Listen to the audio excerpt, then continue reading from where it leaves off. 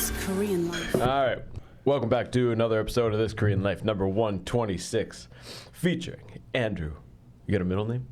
Hollis Patrick. Hollis Patrick Murphy. No, I won't do it today. Welcome, man. All the way in from Busan early on a Sunday morning, just on the cusp of our week-long vacation. Or are you good? You're a uni teacher. You guys are off for weeks.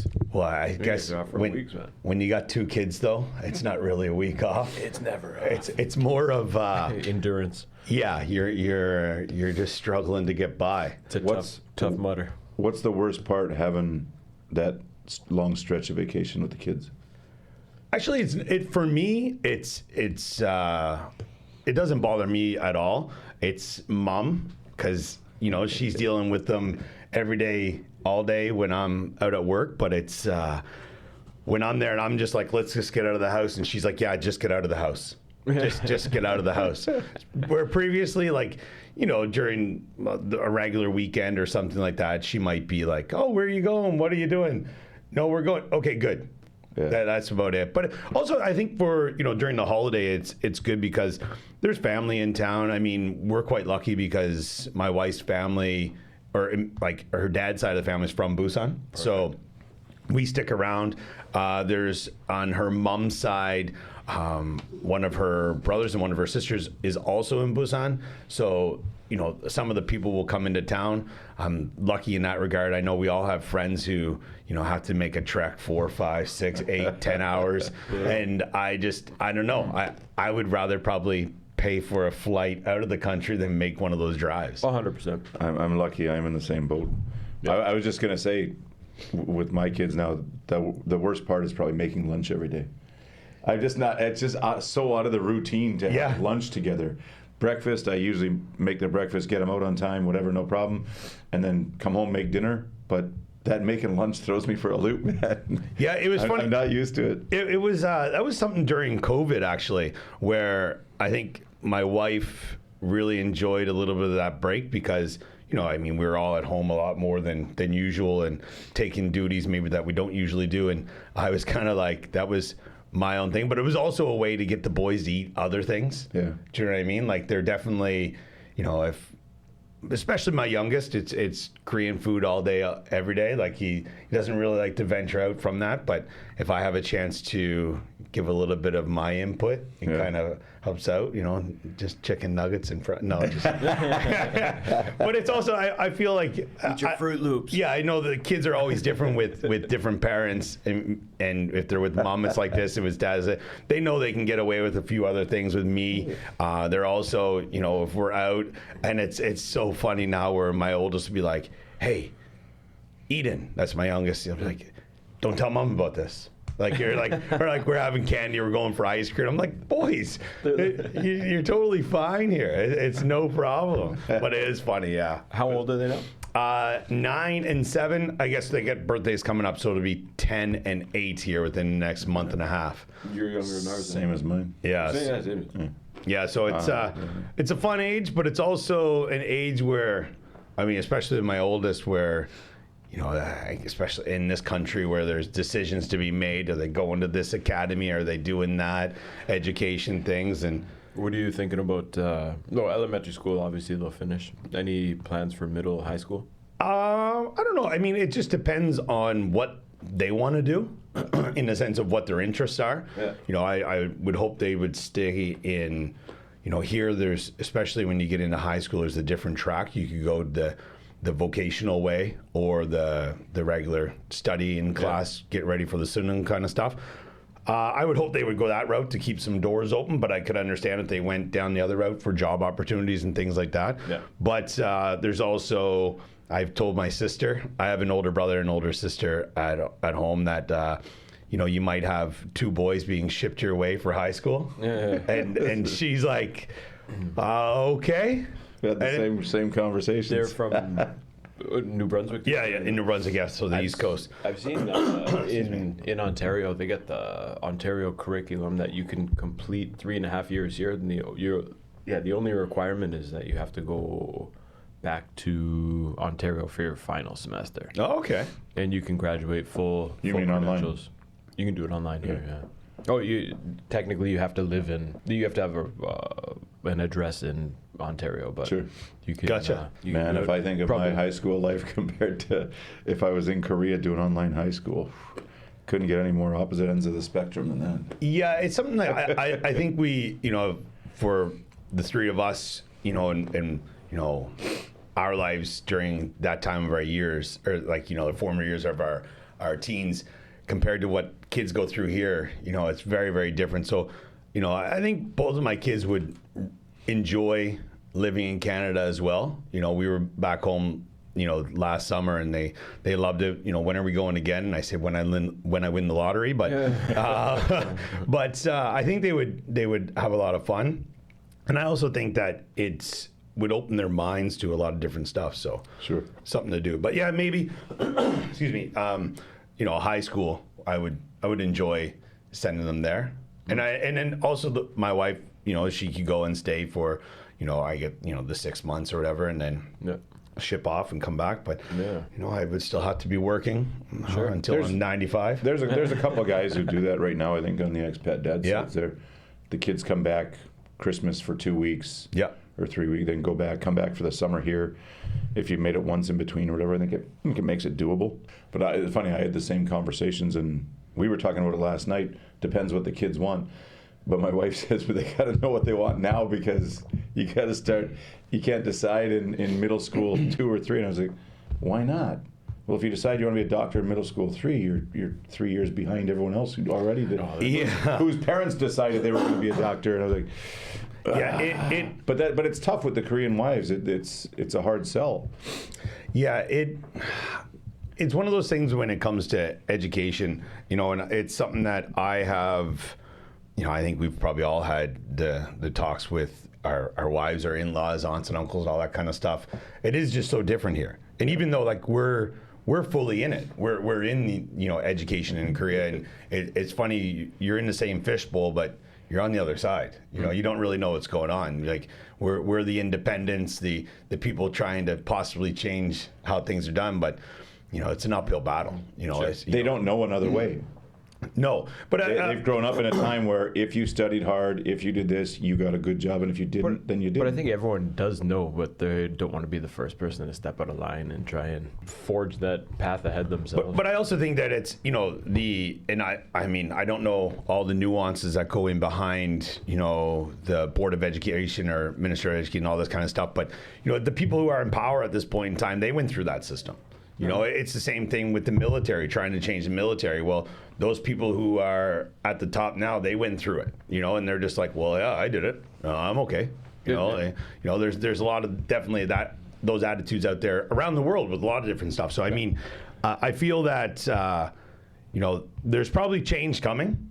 I mean, they've said that since I've been here, and I'm sure when you guys arrived, maybe 10 years things will be different. It has changed a lot, though. High school doesn't finish at 10. You can get a semester off, I think, in middle school to pursue your own dream, or Which is unbelievable. yeah, that's unheard of. I'm taking a sabbatical. Yeah. Backpacking through Europe at 13. Yeah, Yeah, it has changed, and it'll continue. I just hope it's fast enough that, I mean, our guys are. don't know. Tony's in grade 6 coming up here, yeah.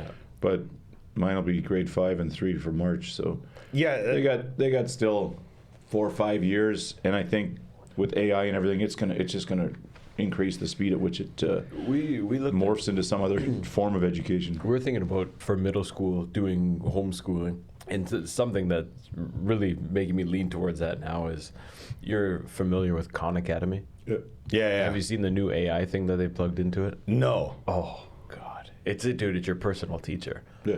It's basically just personal teacher, and any question you have, whatever, it's only available in the States now. But if that opens, that might be. It'll be everywhere. It's just a matter of time. It's not if. It's Yeah. is it 3 months or 6 months? And I feel, compared to, back home in Canada, US, or even in Europe, this country is, with AI, obviously they want to be part of it. They want to be producing it. They want to have it at the forefront. And our children are going to be products of that. You know what I mean? So I think that, like how you just said about Khan Academy, and there's definitely other Korean ones out there as well that are going to be game changers. And we're going to be looking at it going, huh? And the kids are like, this is how it's done. It's hard to keep up, that's for sure. Yeah. It's moving so fast.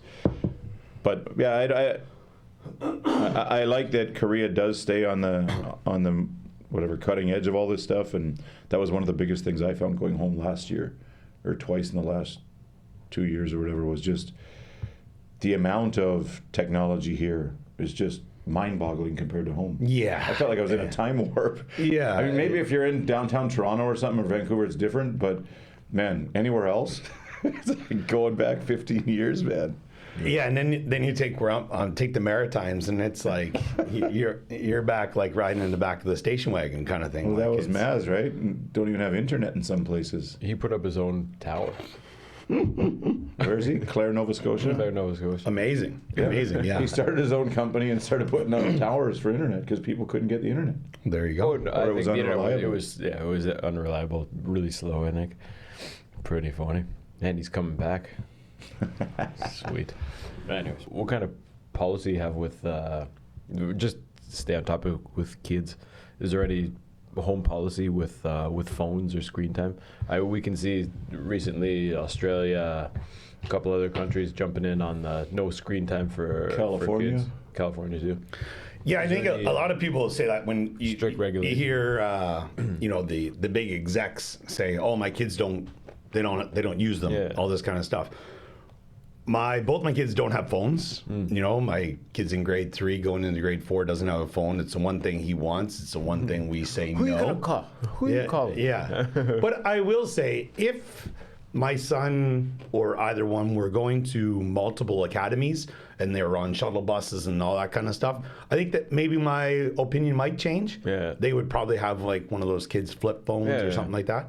But at home, I guess we have, I think the only time they would really, we have another phone that's just kind of like a game phone. Yeah. And then my phone will play Pokemon Go together and stuff like that.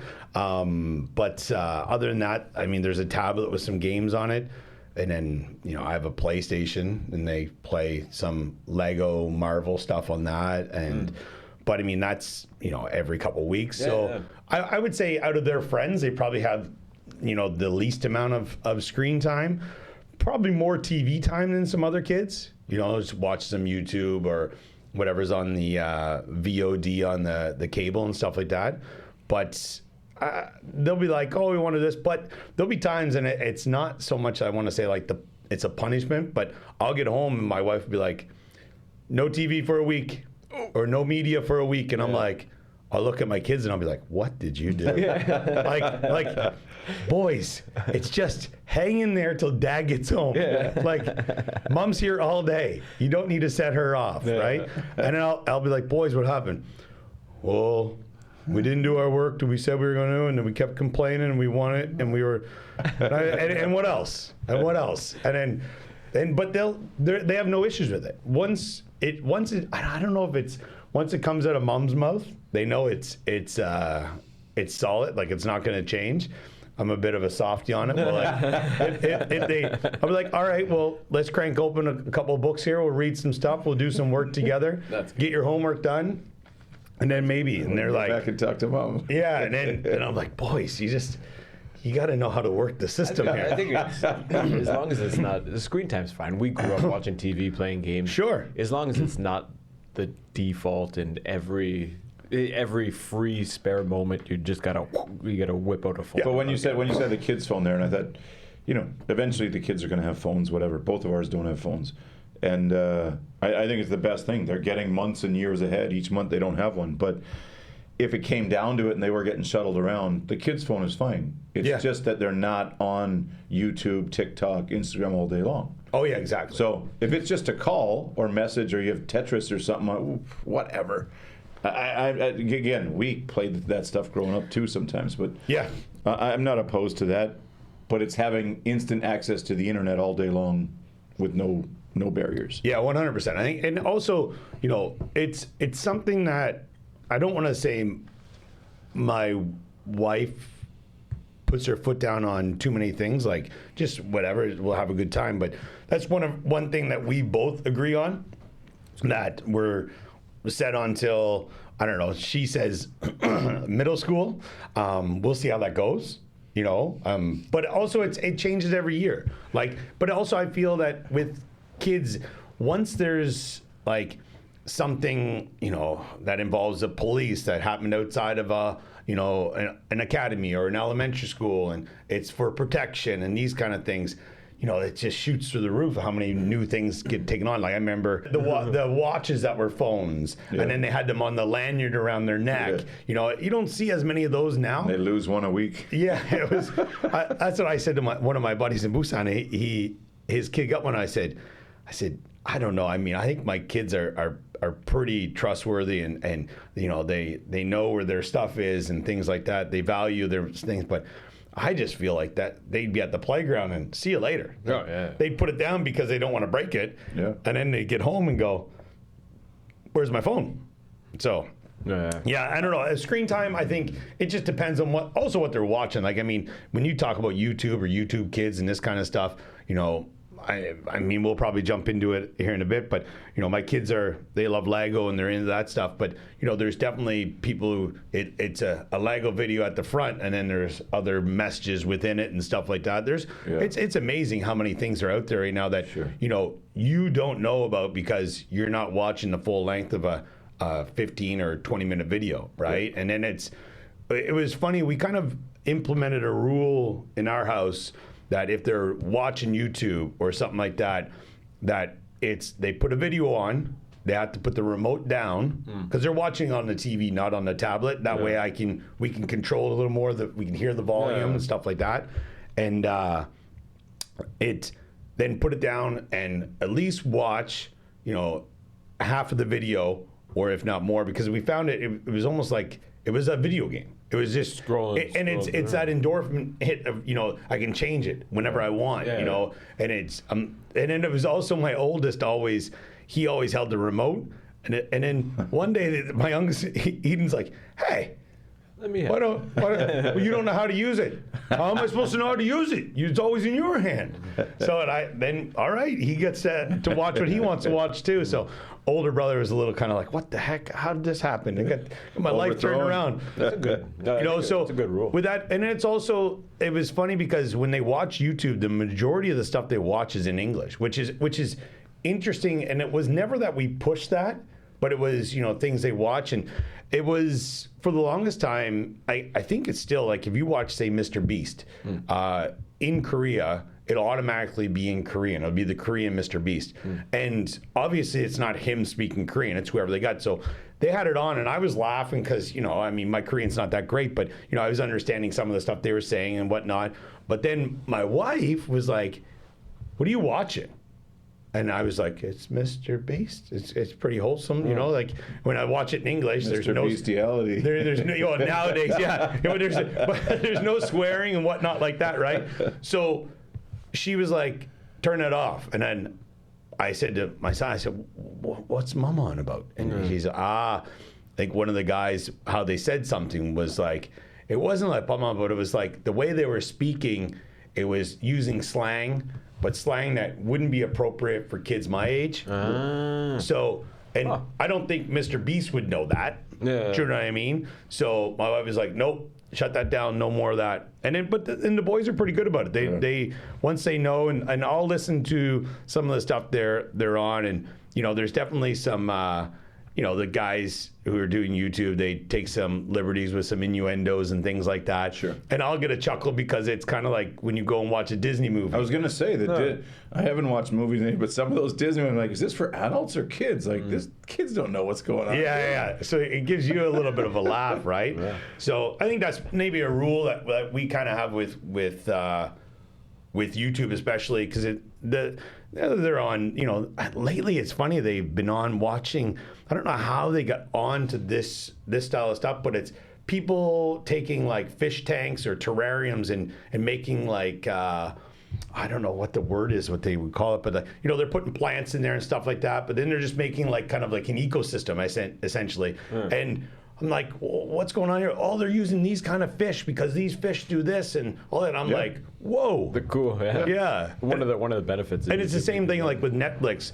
I actually don't have it anymore, but when we did, it was watching, like the Earth documentaries, the BBC stuff, and they would just sit there and watch it for as long as I would let them. Yeah. And they loved it. It was great. That's my guys. They love the Animal Planet. If they're going to turn it on, it's usually Animal Planet or Discovery Channel, and it's it's what's good. that? Mike Rowe, Dirty Jobs. Dirty Jobs, yeah. Jobs. And I'm like, that's hard work. That's a shitty job. Yeah. And then they get to see lots of cool stuff. But that's that was a good show. Does he still do that? I saw him on recently. Yeah, he was on. I forget whose podcast he was on. Maybe it was Rogan or something. They were talking about it, and he was saying because he still does the narration for like Deadliest Catch. Yeah. And a few other shows that are on Discovery. Oh yeah, that's right. Yeah, there was like it was talking about how that Dirty Jobs show started, and that at the time he was a narrator for like 4 or 5 different shows, and they were like, kind of got to choose what we want you on now because pretty much the whole station got the voice. was him. Yeah. It was funny. Interesting. Anyways.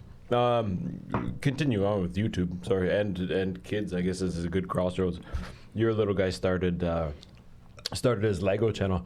Was that a push from Dad to get creative, or was he interested in doing it? Or was that if I'm spending this much on Lego, you better make something out of it? No, I think maybe we'll take a step back on the Lego thing for a second before they get into the YouTube. My kids. At the start of COVID, they liked Lego. They had some Lego. It wasn't anything extravagant or anything like that. A few sets here and there.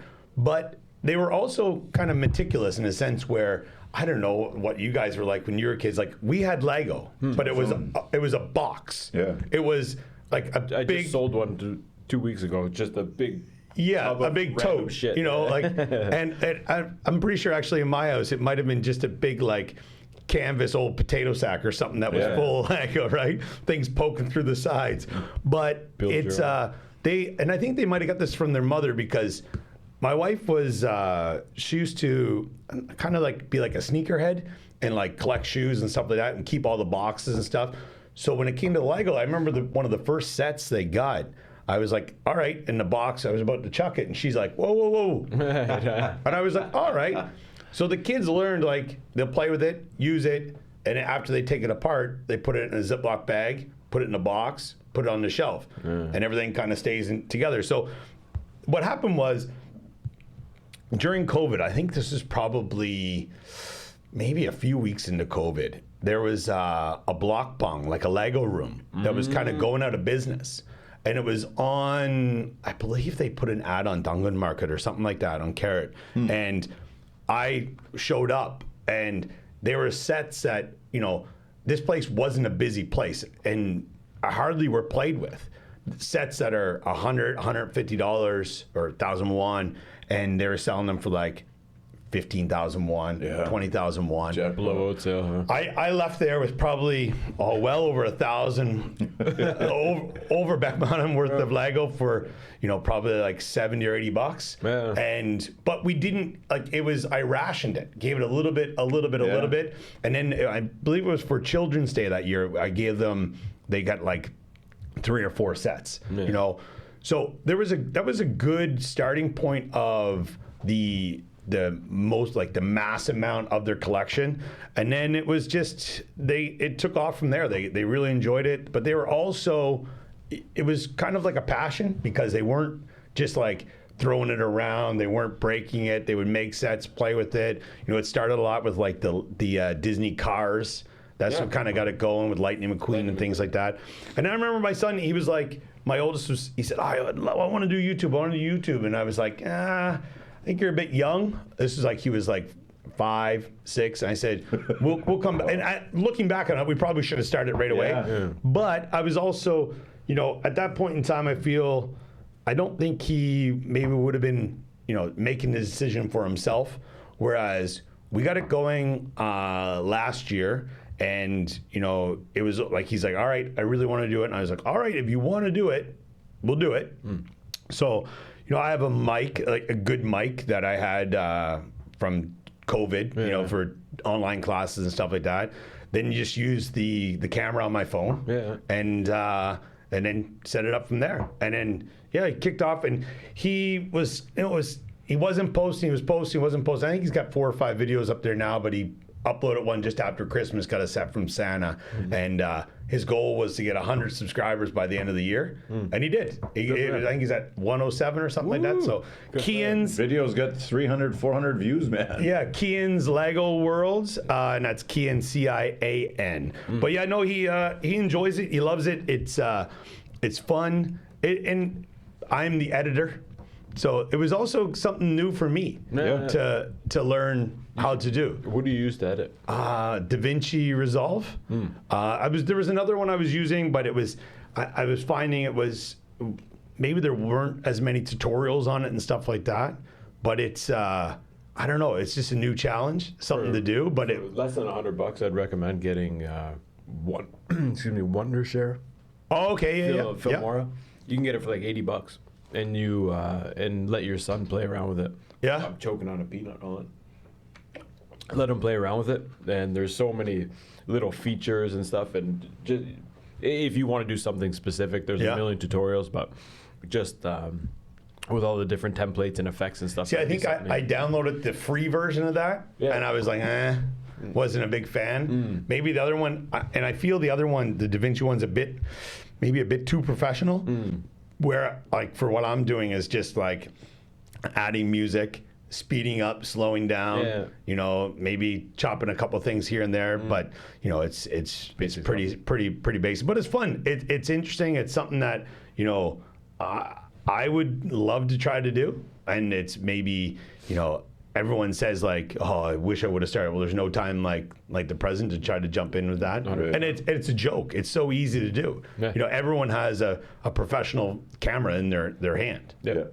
And it's super cheap to even just get a cheap microphone and attach it to your phone, and it sounds fantastic. There's a little lavalier. Yeah. Those are great too, man. Yeah. $100, you can get some good stuff. There's just so many different avenues. There's so many different aspects that there are little rabbit holes, I guess, that you could go down. Yeah. If he's into sound, he might want to learn about soundproofing the room. If he's into light, we can learn about different ways to light himself while he's doing it. It's funny you say that, because I think it was the last video that we made. We did it just in the living room at the kitchen table or whatnot, and the way the sun was coming across, it was like there was more on one side. I have a little ring light that I had for like teaching online classes, but I said, oh, bud, we might need to get a bigger light that's gonna like offset this side so there's not a big shadow. And then he's like, I see him later on Coupang or whatnot, and he's looking at stuff, and he's like, you mean like this? And I'm like, well, yeah, I mean, yeah. But the thing is, here, compared to home, if you were going to do that at home, you'd have to order it from Amazon or from overseas from China or whatever it is, and you could do it here. It's at your house the next day, and it's probably some of the best quality for under 20,000 won. Yeah, 100%. Yeah. There's some, but even just back to different rabbit holes, like you can have your son go on ChatGPT, find the best name for the YouTube video that's going to get subscribers. Oh yeah, sure. Yeah. What hashtags to use and all stuff like that. And it's funny for his intros to each video. I'm like, would you practice what you're going to say? I'm good. I'm good. And it's some of the best clips are when he's like the bloopers at the beginning. It's like, hi, my name is Keenan. Welcome back to my. What are you doing? And his like little brother's over there doing like the floss dance or something like that, trying to get him going. And it's just like, some of the stuff that comes out is funny. And then he's like, little brother will walk in the room and he'll say something, and it's I just went to the bathroom. It stinks. And he's like, Dad, what are we doing here? And I'm like, don't worry, I'll play music during that point in time. He's like, okay. It's just boys, right? It sounds like they're having fun with it. Yeah, you gotta make the blooper reel after. Oh yeah, definitely. And release that. Just one more before going on to some Busan stuff. I saw you were online there asking about French not too long ago. maybe 6 months ago, asking about French, when kids start French at home. Oh yeah, that was. Have you pursued that any more? Any intention of? See, I think I really wish I would have kept up with my French, and especially being from New Brunswick. And we started in grade 1 when I was in elementary school. Like it was, we had French class, well, not French immersion, but French class. Yeah. I think the earliest you could get French immersion was when you went into, at that time, junior high, not middle school. It was junior high. Wow. On the East Coast? You could go to a different school, but it was very in my side of the city. But there was also French schools. Okay, you could go. I went to French immersion from kindergarten. You could go to a French school. Yeah. But it's. I feel like my French when I left university, my French was probably still and then came here, attempt to learn Korean.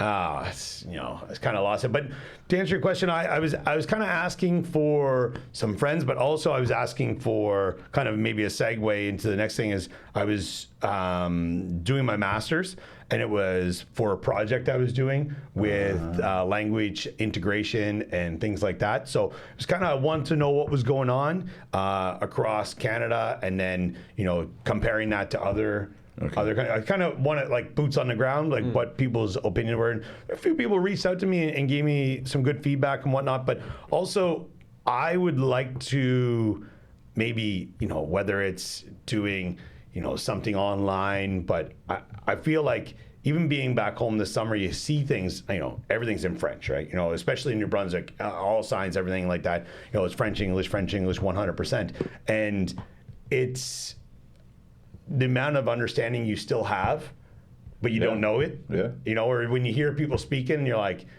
even like, and bastardized New Brunswick French as well, right? The franglais, or franglish, whatever you want to call it.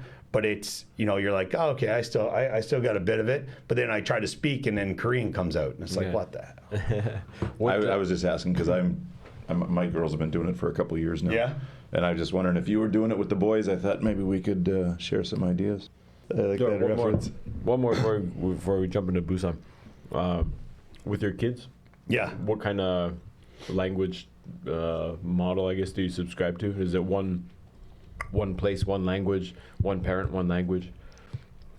Yell at the kids in Korean when you're angry? Actually, I would say, I think we all have this conversation when the kids are born. This is what we're going to do. Like back to the cell phone thing. It was like when you're out at the restaurant and you see someone give the phones to their kids, and you're like, never do that. I will never be that parent. Then they're old enough to hold the phone or even look at it. You're like, take the damn phone. Yeah. Right? I just want to eat my meal. And then like it's one of those things that, we had that conversation and don't get me wrong, my wife's English is fantastic and definitely gets a lot of humor and a lot of slang and stuff like that. And at home, when I'm at home, I would say she speaks a lot more English probably than when I'm not there. But also, like, I realize that, when I know some people when they come home, it's only English. And it kind of like my friends who, I had, some Vietnamese friends or Chinese friends or Korean friends when I was a kid. And when they went home, they didn't speak English at home, right? So it was kind of like that, like, okay, this is where we're going to get English. But they also need that Korean vocabulary from mom. It's huge. It's, especially if they're only getting stuff with their friends, there's a level that they're not getting. So I would say probably when I'm not at home, there's a lot more Korean that goes on. Yeah. But with my kids in general, it's really funny. It depends what toys they're playing with. Certain toys they play with, like if they're playing with Lego and they're like, right now, my oldest has built this massive Star Wars battle in the living room. And they're last night playing, and it's English and words that I didn't know they know or they knew. Stuff coming out, and it's hilarious. But then if they're talking about some books that they're reading, it's Korean. So I feel like we don't push like one way or the other. But I would say, and I've said this to my wife as well, when I'm at home, could we at least, try for more English? But there's definitely times where it's a lot of Korean as well, but I totally understand that. I mean, if they're talking about anything about school, and these kind of things, it has to be done. Yeah. And if it's a math question, well, I'm out the door on that one. So it's definitely all in Korean. How would you say is the kids' English level? I would say my oldest, his English is pretty good. When it comes to writing and spelling and whatnot, he's probably at the same level I was when I was a kid at that age. And it's something we're working on. His reading is really good.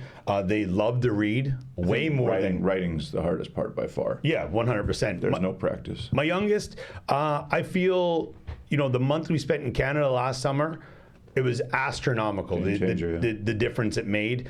And it's really funny as well when, like, if my sister calls and they're on the FaceTime and they're talking, and my youngest, he just takes the phone and goes. Like, he doesn't want to be around other people. He just wants to, he's like, it's me and my aunt, and it's our time. Yeah. And nice. My wife always is like, oh, I'm worried about his English or whatever. And I said, just go by the door and listen to the English that's coming out of him when he's talking to my sister. And I'm just like, the words he's using, the stuff he has. So their level, definitely their Korean is leaps and bounds, probably above their English, but also that's their social language. That's they're at school. They went through Orinijip and then the Yuchuan and now in elementary school. So, and it was something that when they were in kindergarten, my wife wanted at one point, hey, maybe we'll send them to English kindergarten. And I said, what elementary school are they going to go to? And she said, well, they're not going to the international school. So, and I said, well, then no, they're going to go to Korean kindergarten because that's, and we've all experienced this. There's, our kids definitely have, there's a difference. There's something like, and other kids spot that, other kids will pick that out.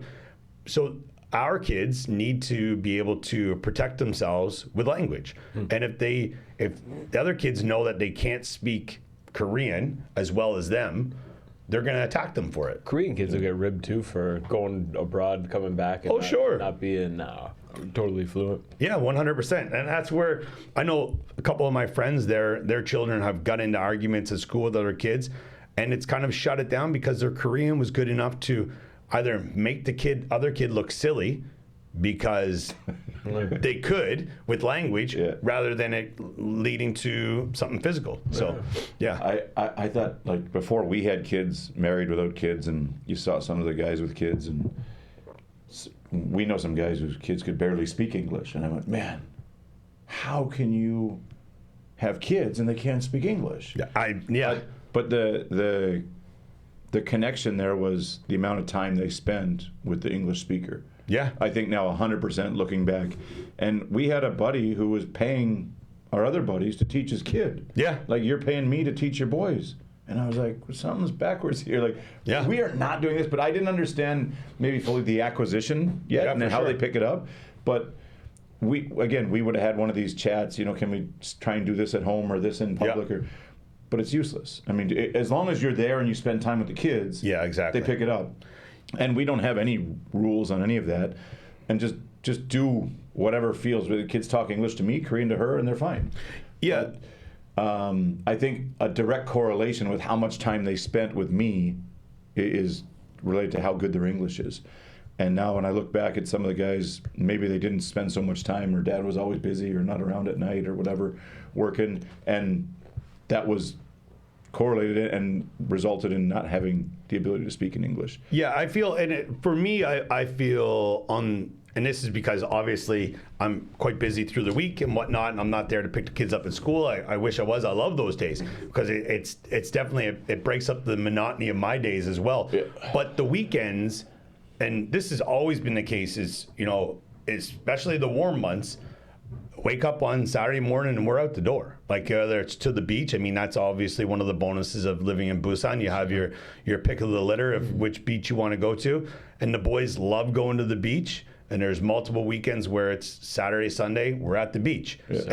And we're there from, 10 a.m. until, 4:30. They get home On the way home, we might run through the McDonald's drive-through, but guess what? They've been pushing it for 7 hours on the beach. I'm like, you're totally okay. Ice cream, not a problem, right? And then also it gives my wife a bit of a chance to be refreshed.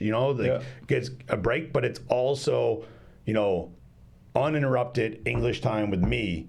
And anytime I can do that, I want to do that. Where I have friends like you're saying that their kids didn't speak any English, and I know those guys were, weekend came as like, well, I need my time, and it's like, oh, come on now, like, the kids will go to bed at 8 or 9 if you're doing the right stuff, you know what I mean? So it makes it pretty easy, but it's if that's not the case, I know, like when I take the kids to the beach, and if we're there for 6-7 hours, they get home. I'm fighting to keep. The reason I'm going through the drive-through at McDonald's is to keep them awake on the way home. To get home, the shower, and then they're they're on the sofa going like, I'm tired. And I'm like, get into bed, and then they're in bed. They'll sleep for 12 hours, and more refreshing adult time. Exactly.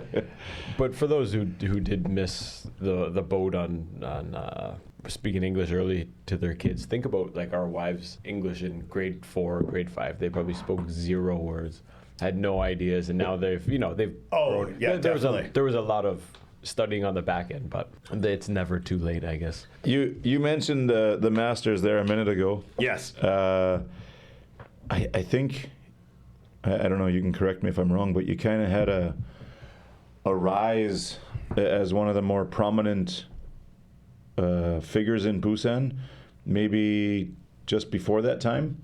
Is that correct? And then the Masters, I think you kind of slowed down a little bit, or no? I was. In what way? How do you mean? All the stuff you were doing. No, I think COVID really slowed a lot of that stuff down. Yeah. I wanted to do the Masters through Framingham in Massachusetts before that, and then with a buddy, and then it wasn't really a financial issue. It was me being, I don't really know if I want to. It was one of those things, and then it was like, well, maybe for just some, job security and things like that, or just if I was to move home or what it is. And during COVID, they changed some of the rules where there weren't any in-person classes. Everything was online. Sign me up.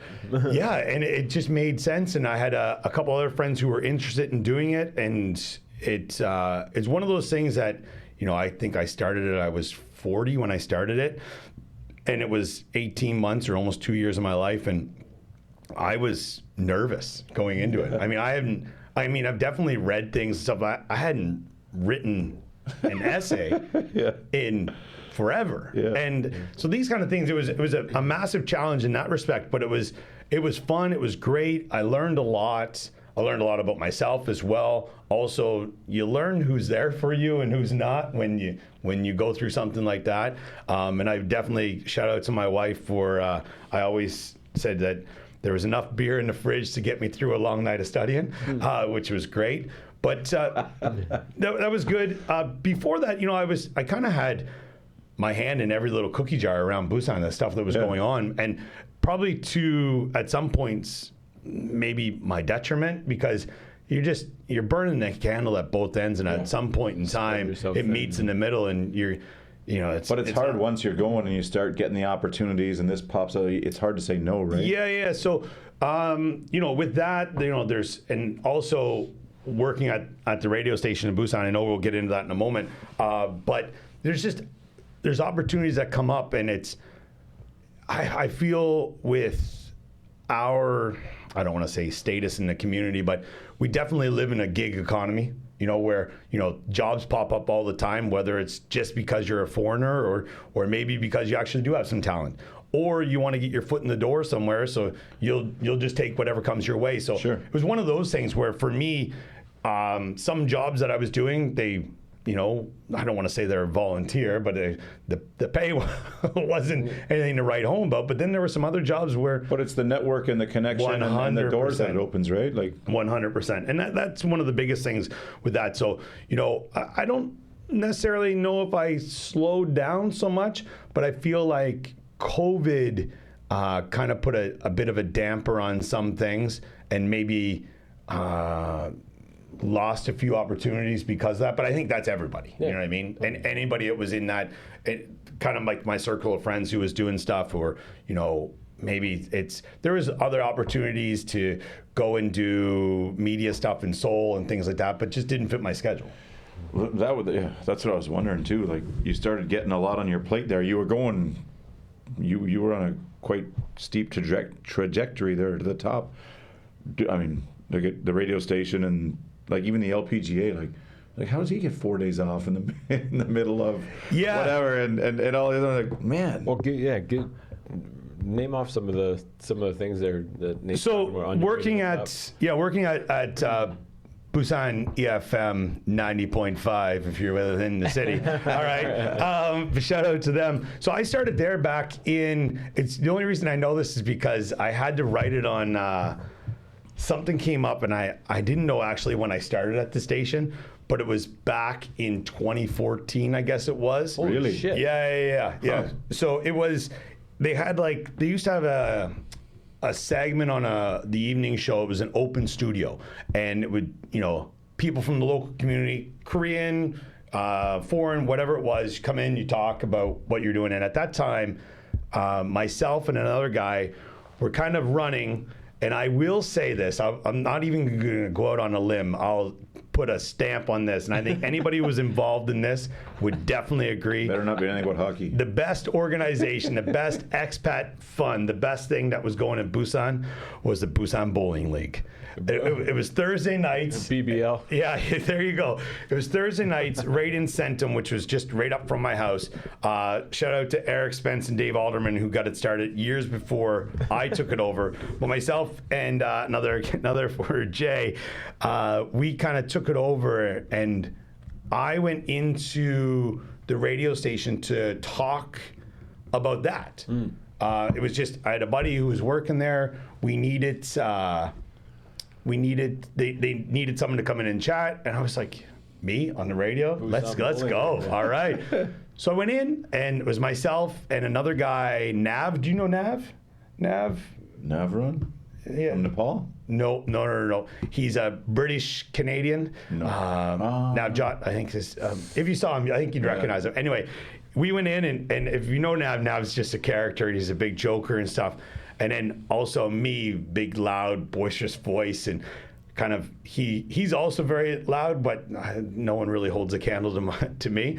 And I kind of just took over. And then as I was leaving, because I was on the correct visa, made it easy. The guy was like, "Would you be interested in doing a sports report each week?" And I said, "Hell yeah, yeah." And so I did that for the rest of that season. So the way the radio station works, there's like 2 seasons a year, or the way it's broken up, and then usually there's some big changes at those times, whether it's programming, whether it's hosts, guests, these kind of things. And then the next season rolled around, and I was on 3 different shows, I think, the following year in 2015. And then, then it was, can you do these little ad reads? Can you do this? Can you do that? And it was fantastic. And then, it's just kind of stayed its course. Now, there had been some opportunity to kind of apply for a host job, but I really just enjoyed being a guest on the shows. Yeah. You're in, you're out, you do your little bits. I mean, I had, there's some segments. Sports has been a mainstay. I still do sports now on Tuesday mornings, but had some shows on like dark tourism, food from around the world that would just make you cringe. What was the name of that segment? Fright Bite is what we called it. Nice. Also do another thing right now called Bite Size Banter. It's an everyday segment that's on between 12 and 2. So there's just it opened up a lot of doors. You're hosting that, or no? I'm just on it's called Midday Mate, hosted by a girl named Kimberly. Do you record that daily, or do you just go in on a Sunday? For that show, I'm in on a Monday, and we record 6 shows at a time. Okay. They're only 6 minutes long. That one, where typically a guest segment is anywhere between, I would say, 13 and 18 minutes. So, and you have to prepare a script. I was going to say, how much prep goes into that? Sports for me, when I first started, this is the thing. When I first started, it was Hold on. Is this global sports or local sports or both? At that time, it was like a mixed Just match. your favorite EPL It's just team. Yeah. Well, now to focus on the Leafs.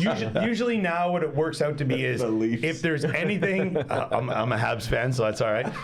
Anything local, and then I'll go national and then international. Yeah. And usually if there's anything including Koreans, but you can only talk about Son Heung-min so much, so or anybody like Ko Jin-young on the LPGA. So I branch out. There's a few other things, or if I can connect the story from the week before, or if I feel there's some relevance to something going on. But when I first started, it was like 2 hours of prep.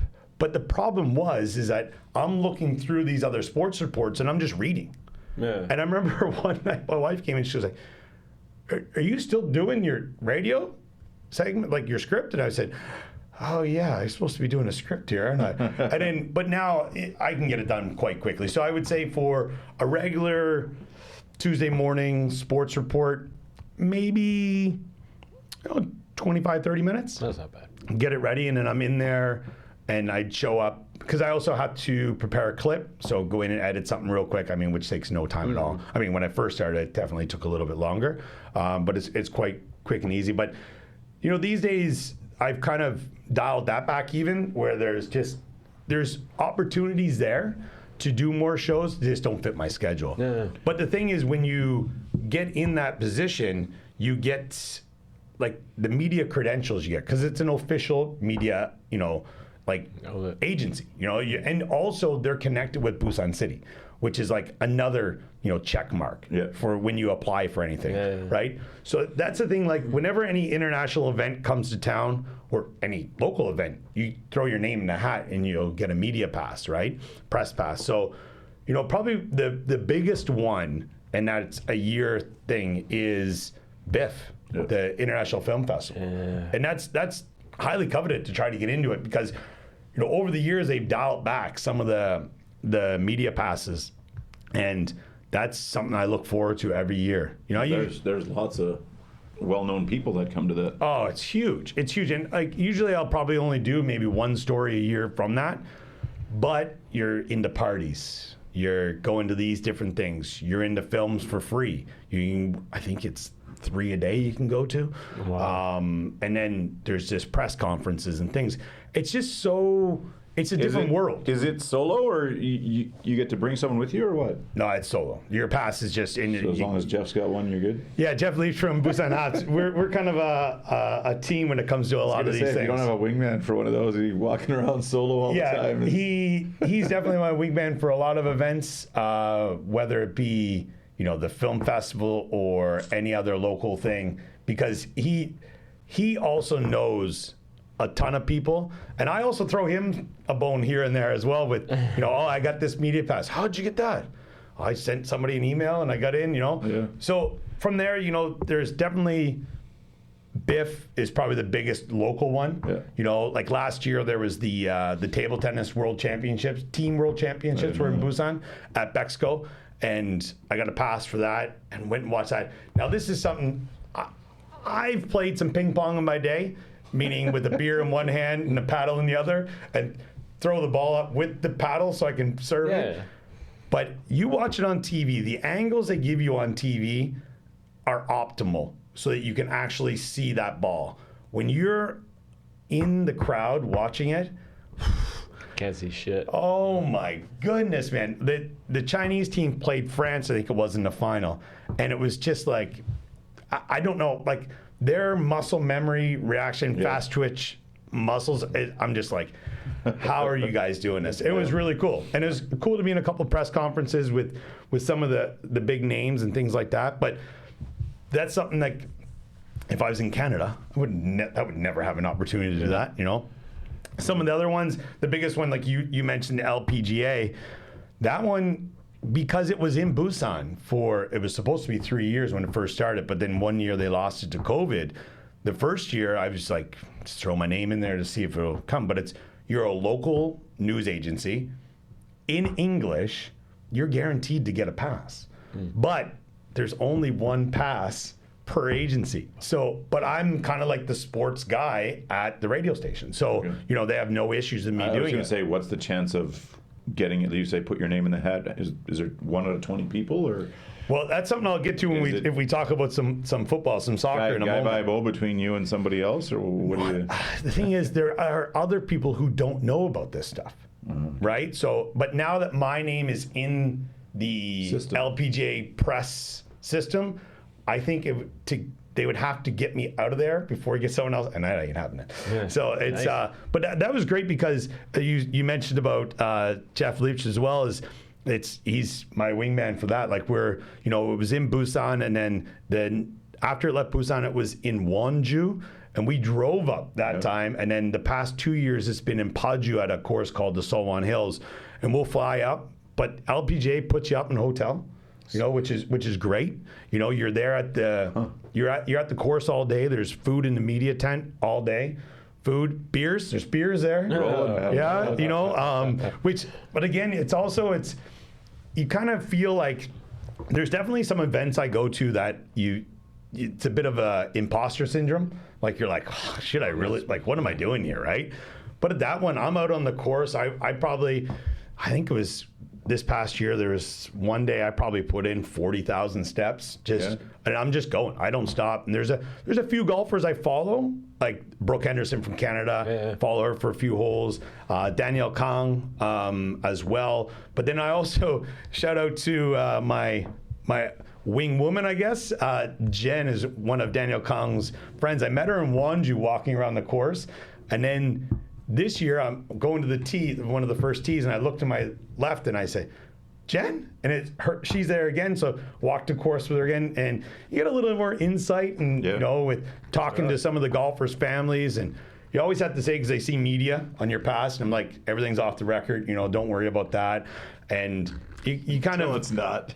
But you kind of like, it is funny like when people, you see that online or, someone said it was off the record, but it's like, they will ask you, like they'll say stuff like, oh, this is off the record. And if you say yes, you kind of, you're held to that. But the LPGA, for me, it's this past year, we were up there on Friday, Saturday, Sunday. So we had 3 days, and one day was kind of rained out though. So, but it's also a bit of a boys' weekend. Jeff and I've known Jeff for, how long have I known Jeff now? Probably since 08 or 09. It's been a while.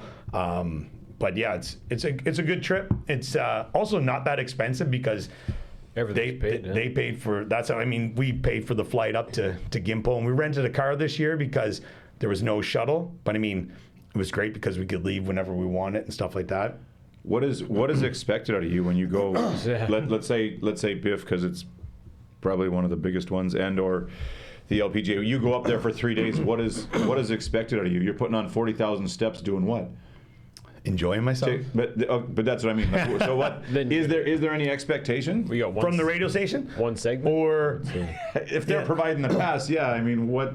Well, see, with the way 40,000 steps makes you sound busy, but what's the outcome? No, so when it comes to Biff, if you get a pass, the way it works is that if they ask you to do a story or maybe, but it's also just using I don't want to say ingenuity, but I'm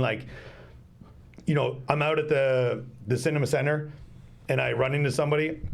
Obviously, you guys know me. I'm quite talkative. I'll talk to whoever, and I'll see somebody, and I'll be like, "Oh, hey, visiting Busan. You can use your phone to record anything. Just do a quick interview. 5 minutes. I take that into the radio station, and they might use it. They might not. But you're still putting yourself out there. Also, if you're attending any of these parties, I've gotten a few guests they always do like a live show at the cinema center for Biff. So it's like, some of the producers are like, hey, Andrew, I know you have a pass. If you see anybody, that you might think would be good, get their contact and send them our way. And that's happened a few times. So you can enjoy the event, but you're always on. Yeah, but there have been like a few years where I had a little bit more of a responsibility, where going to a press conference, reporting on a film, that kind of stuff. But then other times it's not. But it's also, I feel the managers and the producers at the radio station, I think trust is a big thing, so they know that I'm not taking advantage of it. That, and how was it? Beers are great. Yeah, exactly. But it's also that they know that if they do call on me to do something, I will. When it comes to, say, the golf, that's me on my own dime doing all that stuff. So if nobody else is looking to do it and I come back with the story, cool. But I'm paying for it. They're not paying. I'm not getting any extra. At one point, I think we did, but it's, if you're going to an event where you think you should get extra money because you're getting live reporting or some kind of, recordings done there, you ask and they'll say, yeah, sure. And then you might get, a little extra thrown your way. But if they're like, it's not in the budget, all right, no problem. You can still get your media pass. So they have media passes for everything, and if nobody takes it and you want to go, you just say, hey, can I go to that event? Sure. No. It's on you to reach out and get it done. So any of these events, you go to their website, it'll be press. Go there, you can apply for accreditation. So, and that's like, I know you had on the list here for the coupon play event where, there was PSG, Man City played against Atletico Madrid, and then there was the year before that, I saw Tottenham against, I think it was Sevilla, and then it was PSG versus John Book. Yeah, I think it was All-Star team or something. Yeah, it was John Book. They They played in Busan, but for that one, it was kind of hilarious because I checked everywhere for accreditation. Couldn't find anything. Nothing. All Korean sites, nothing. And I said, all right, well, the guy I emailed the PR guy at Tottenham. I said, listen, gave him my spiel. I'm in Busan, this, that. I'd like to cover it. I'm sports editor at this radio station. It's English, blah. And the guy got back to me. He said, yeah, no problem. I'll put you on the list, blah, blah, blah. Sweet. So that was in Suwon that year. So it was a couple of days, and I went, I haven't heard back from this guy. So I said, oh, geez. So sent him another email, and he's like, got a bit of bad news for you, but I think I have a solution. And, he said, I may have jumped the gun because also they have to put you on a list in Korea, blah, blah, blah. Here's the emails for the people that are at the PR company there that are taking care of everything. Uh-huh. And I went to their website. I couldn't find those emails anywhere. So I'm like, okay, these are legit emails because they're going right to the people. Yeah. Was taken care of, had my pass set up, boom, done. Went. That was phenomenal. So BFM doesn't help getting that accreditation at all? No. They help by giving me a business card. Right. Yeah. And you just put down BFM. Now, sometimes some things might contact, because you always have to put like a producer in charge. Mm-hmm. They might contact them. Yeah. And... they have, and they'll be like, yeah, nope, he's an employee just here. To double check you're not But the thing is, as well, because we are connected with Busan City, it usually legitimate. You don't have to go really through that. And then when the Man City one, it was also the same thing, and that was in Seoul. I emailed them. I emailed Atletico Madrid. And the girl from Man City, I got on it a little bit earlier than the previous time. Yeah. And she emailed me back and was like, yeah, no problem. We'll get you there. And then ended up meeting up with her there. And then was in a press conference. And then and foreign face in the crowd, you kind of get a little bit more leeway sometimes here. So I followed the Man City TV guys right out onto the field where they were like, it was an open practice. It was open practice, or open training, I guess is what they would call it. And they had the 3 trophies that they had just won because they won the Premier League, the FA Cup, and the Champions League. And there was some old players from Man City. Now I'm a Liverpool fan, so it was like, But I was pitch side and like a little Liverpool shirt underneath. Erling Haaland, De Bruyne, all these guys were right there. And I'm sitting there chatting with old Premier League players. And then there's like Korean security guys who are like, who's this guy? Kind of like looking at me. And I'm just like, oh, 안녕하세요. And I just keep walking, right? And it's put the coveralls on and carry the ladder into the Louvre. Exactly. It's almost like that sometimes. Now I might be giving some people some ideas here, but yeah. So it's doing that is it's also looking to see what's out there, right? So is this a kind of a hitting, striking the iron while it's hot? You're just willing to put in the time, the effort, the legwork to go and do that? 100%. Most people probably aren't. 100%. Without you know who's coming, who's not coming, what might be good, what might not be. But there's no expectation for you when you cover these to come back with reports or anything for BFM? No, but it's all. I understand it's all part of building the network, being out there. No, but it's also, I feel like when I say, oh, I was able to attend this event, and then it gives a little bit more legitimacy to what I'm doing, I guess. Yeah, sure. And it's, it's good. I enjoy it. But again, unless they actually, they're paying you for something, or like, for example, there was a new player for the Busan I Park in the K-League. Shout out to Ryan Edwards from Australia, who we're still good friends to this day. They were like, the radio station sent me to do an interview with him at the training facility in Busan. I said, sure. I got extra money for, kind of gas to get there or whatever. Did the interview, came back, and then I just gave the raw file to the producer. She edited it and then put it on. And it was like, so even in that sense, it's easier. Because I might say, oh, could you make sure you include da-da-da-da-da, but other than that, it's at whatever they want to put on there. So in that sense, it's pretty good. But I feel the radio station's been very good to me. I also feel I've put in some work. Yeah. In that sense where I'm not. I think everybody that works there does a really good job as well, and they try very hard. But it's also for a lot of us, it might be our first job in media. Yeah. Or it's a great way to get into that world, because I feel if you were in North America, it's not like a part-time job. You want it as your full-time job, right? And it's not easy. Studied it in school. And went up. There you go. Yeah. Exactly. So no, it's all right. And whatever, if there's people who are going on vacation or anything like that, if I can, fill in for a week or two or whatever, I've done that plenty of times, and it's enjoyable as well. Just like coming here and doing this with you guys, chatting to new people and seeing what's going on. Not having it as a full-time requirement. Exactly. It's funny you say that you can kind of get a few different things. Being the foreign face, we were at the F1 race in Mokpo. Okay, yeah. And it used to be practice Thursday, practice Friday, time trial Saturday, race Sunday. You're like, who's going on a Thursday? In Korea, in Mokpo. And we went, me and a buddy went, we called in sick. And we went there on the Thursday. There wasn't anybody there. No. And we were talking to the pit bosses, the mechanics, the merchandise guys, and we went right into... Change a tire. What's his name? We went right into Fernando Alonso's, like pit. We were right... We crossed the bridge, we were right in there, and we're like, but this is kind of surreal. Like, you can't do this. If this was Monaco, you wouldn't be allowed within like a 10-mile radius of the site. No, not a for chance. 2 weeks before.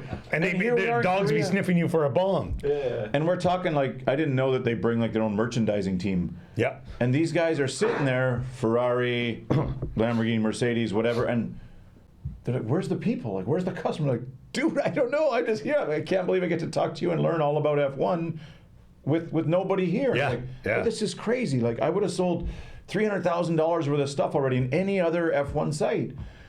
We went right over to frickin' Alonso's pit playing ping pong in the lunch cafe. Yeah. And you're like, we didn't have press passes or anything, but nobody knew what to do. The course wasn't even built that first year, right? Yeah. Like, our seats got reassigned because they hadn't finished the seats.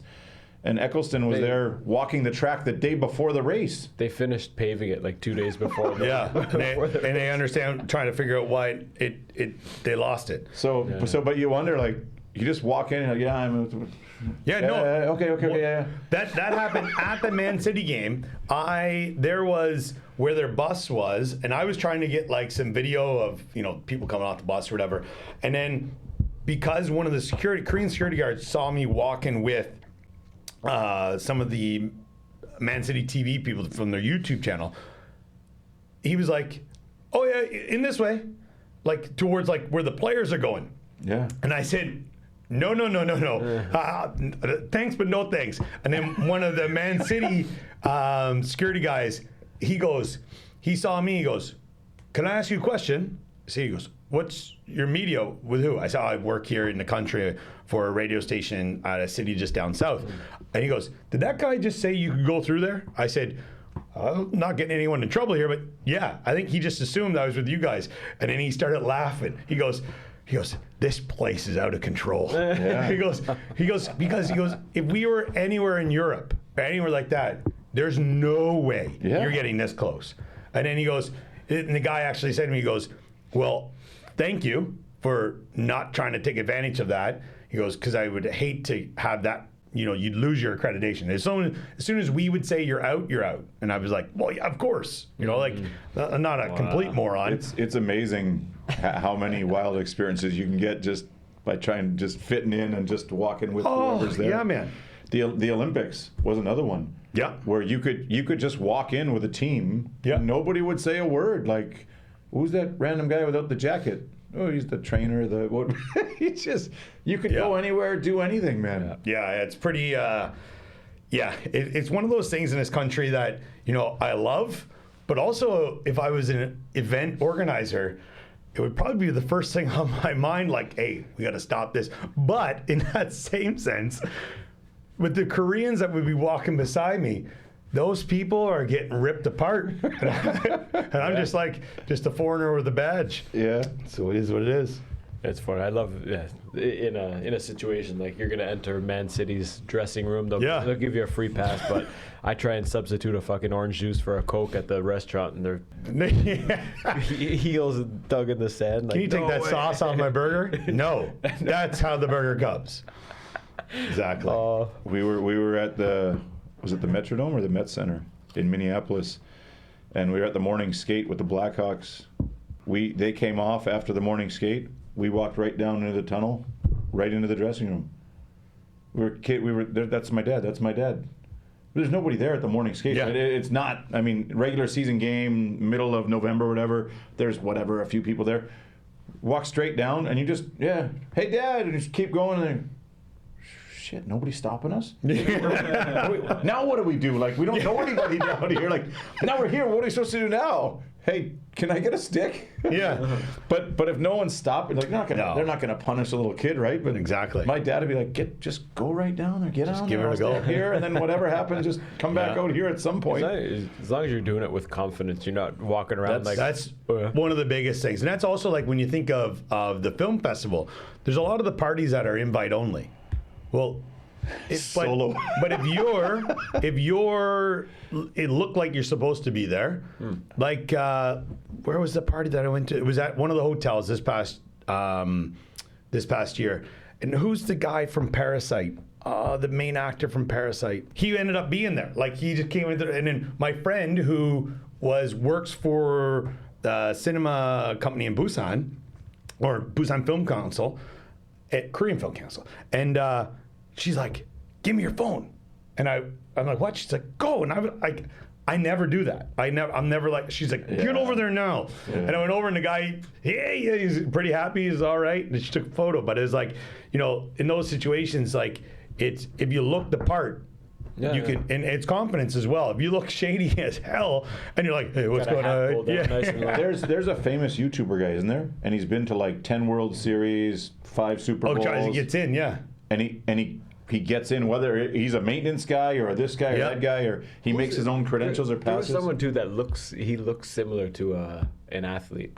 And you'll hire a limo and he'll roll in and be like, the guy who did, like, what do you call it, Thompson from the Golden State Warriors. Oh, that's yeah. That guy, he looks like him as well. Yeah. And he got right in there, and then he got kicked out of the whatever their arena name is, and then he kind of was like, come on, it's just a joke. It wasn't a joke. You were right with the players. Like, it was kind of crazy. I think just the offshoot of sports. Did you see the guy? I don't know if it was the previous Super Bowl. He bet on a streaker. He bet that someone was going to streak the Super Bowl, and then he streaked. And then he was a streaker. Yeah. He did. He put 20 grand. He's going to streak, and he won 300. Question on the Biff Piff. Yeah. What is it? And as a unofficial spokesperson for Busan, the second best city in the country, what Biff Piff? The airport codes used to drive me bonkers. You type in Busan, there's no Busan airport. No, there is. I know there's a Busan airport. Poos.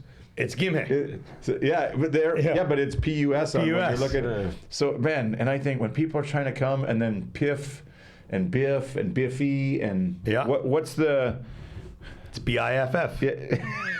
But it was all Piff when it was at Nampodong, right? When it was in, I think there's still things that say Piff Square. 100%. Absolutely. But, and then once they changed the romanization or whatever to the B, but I think it was for the fifth time.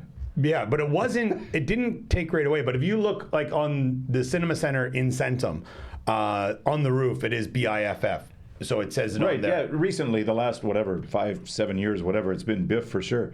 But what is like, you would have been around during that. There must have been a huge, like a lot of confusion, all the branding, and like everything in Nambodong is all Piff. Yeah, Wasn't still, even the carts, the food vendors' carts still say like. Yeah, and on the thing, but anything, once they moved to Centum as well, once it was all like with the Cinema Center opening, all that kind of stuff, it's been Biff for that. So that's been at least 10 years. Yeah. And I think they're coming up on is this year going to be the 30th? It might be. But it's funny when you talk to people and you talk to people who are like, oh, I've been coming to this film festival since it was Piff. And I'm like, woo, old timer. Still, some of the road signs going into Busan are still Busan. Yeah, you get some of the old ones, yeah, for sure. But also, that's how you can tell, how long someone's been here. If someone says Taegu instead of Daegu or Taejon, I'm like, whoa, how long you been around for? Right? We were going to watch the Asia Cup in Daegu, and it was Korea, Japan was the final, and North Korea, China was the third place match. And we were driving there, and there was no navigation then. That was 2006 or something. There wasn't navigation and stuff. We had a map, Daegu. Welcome to Taegu. We went, what the fuck? What the hell is Taegu? Asked the first guy, we're like, hey dude, look, we're looking, is this Daegu or Taegu? And he's like, yeah. No.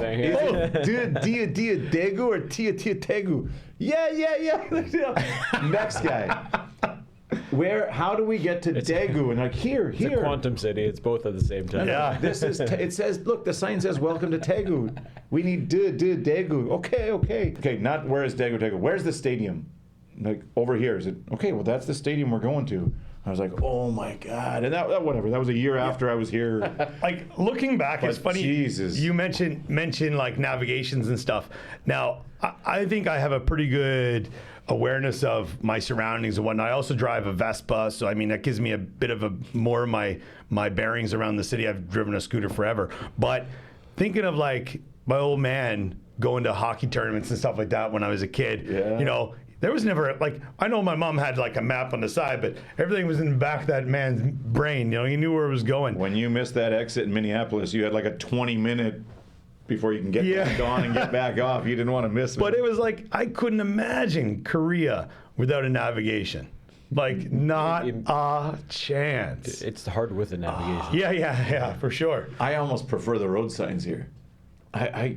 Is it 100 meters? Is that this exit or the next exit? Oh, yeah. Is that 100 meters here? Or that? But I feel, though, the good thing about Korea is that and I've missed them plenty of times, if you miss one, there actually has been a few that have been like a 40-minute thing. But most of the time, it's not too far, so you can hit the next one, you know what I mean? Because there's so many little farming things that are like towns or fields that there's a way to get off the highway. But you're also allowed to just hit the brakes and back up on the highway if you want. I've done that a couple times. If you miss the Gyeongju turnoff, you got to go through the mountain to Pohang. Yes. And it's like freaking 15 kilometers or 20 kilometers, then turn around, come all the way back through just the tunnel. Back right down off that ramp. That is funny. What are some of the things that will stick with you from these experiences, either the radio station or some of the reporting and stuff you've done? Just the people. They realize that, like, even if they're professional athletes or super like movie stars, they're just people. Yeah. They're like they want to like. No, don't get me wrong. There's some pompous idiots out there whose head I don't understand how they can fit through the door. But for the majority of them, they're down to earth. They're great people. The people I met on the golf course are the best. I remember the second year it was in Busan was during COVID, and the hurdles and things, the hoops we had to jump through to get into the tournament that year and wear a mask. We had to take our temperature every day. Clock in on an app every morning. If we didn't, you couldn't go to the course. Wow. It was unreal. But I was on the course, and it was, I can't remember if it was Danielle Kong or one of the other girls, and we were standing there, and at that time, there was no public allowed that year. There was no, it was media. It's sponsored by BMW, so there's BMW execs or people who, like, they gave passes to, you know, if you own 10 cars kind of thing or whatever. Or they wanted to wine and dine them. But I was standing there, and I had to wear a mask on the course and all that kind of stuff. And one of the girls was like, media, who do you work for? And then she's like, you know what's crazy? My mom is at the hotel, and she can't even come here. Family weren't allowed on the course. So we were chatting to people. I was chatting to the caddies. Excuse me. And it was great. And that's every year at the golf tournament. You know, we meet the head of public relations for BMW is there every year. Chat to the guy. He's a great guy. Really takes our insight and runs it because he's like, why isn't there more people for this? And we're like, well, the advertisement is pretty much null and void if you're south of Seoul. You know what I mean? Like it's ridiculous. So, you know, there's stuff that we chat to some people, and you know, you realize real quick it doesn't matter if they're making millions of dollars or they're like you or I, where sometimes we're just scraping by. Everyone's just a person, and it's you know, the experiences, the conversations, and also, you know, you meet somebody out after the event. You know, you're having some food or a few drinks. And I mean, those are the things that stick. Yeah, for sure. And any memorable or standout encounters? Probably with the football or the soccer, getting a question into Kovacic, who plays for Man City. That was kind of cool. At the game in Busan for PSG, it was Marquinhos, Brazilian international, and the manager, Luis Enrique, asking them some questions. Was pretty neat. With the golf, just seeing some, you know, people that, when I tell some of my friends, some of my Korean friends that I was having conversations with some of these women, they lose their mind. Yeah. And they're like, did you ask them about this? And I'm like, well, no, that's the problem, the reason you would never be able to have this conversation. Because you'd be hugging them and doing this kind of stuff, you know. So in that sense, but I also at the film festival, Quentin Tarantino was there one year. Yeah. I was in the crowd. I couldn't get into the closed event for that. There's another, Timothy Chalamet was there one year. Who else did I meet? That guy that does, not the Wolf of Wall Street, did Wall Street. Oh, Oliver Stone. Oh, Jesus. So he was there, met him. And then also, I took a picture of Jeff as well with,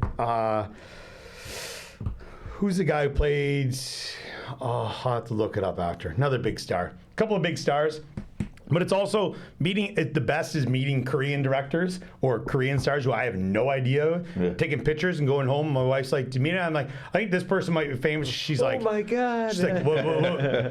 You were with him? Yeah. And I was like, yeah, I had no idea. So yeah, it's pretty cool. That's funny. How do you gauge, or what is the balance between how many selfies you can take, how close you can get?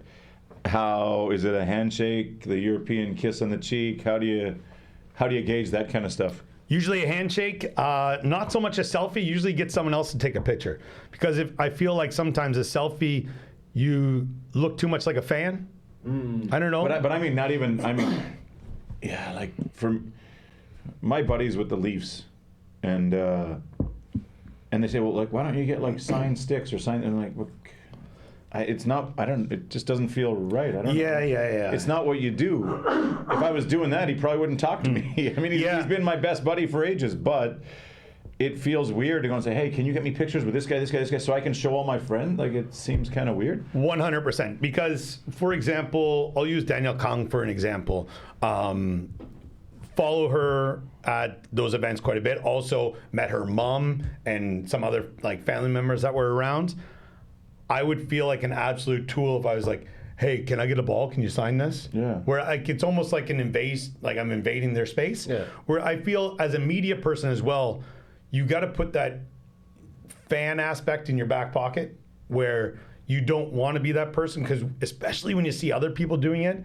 And I've been at events. That's what I mean. There must be people that do it all 100%. The time. But I've been at events where I've seen people and I've been like, ugh, it's cringy. And then that's when you realize, don't do that. Yeah. Or when you're at like film festival events, I definitely got some pictures with people who I didn't know, and then my wife's like, yeah, they're pretty famous.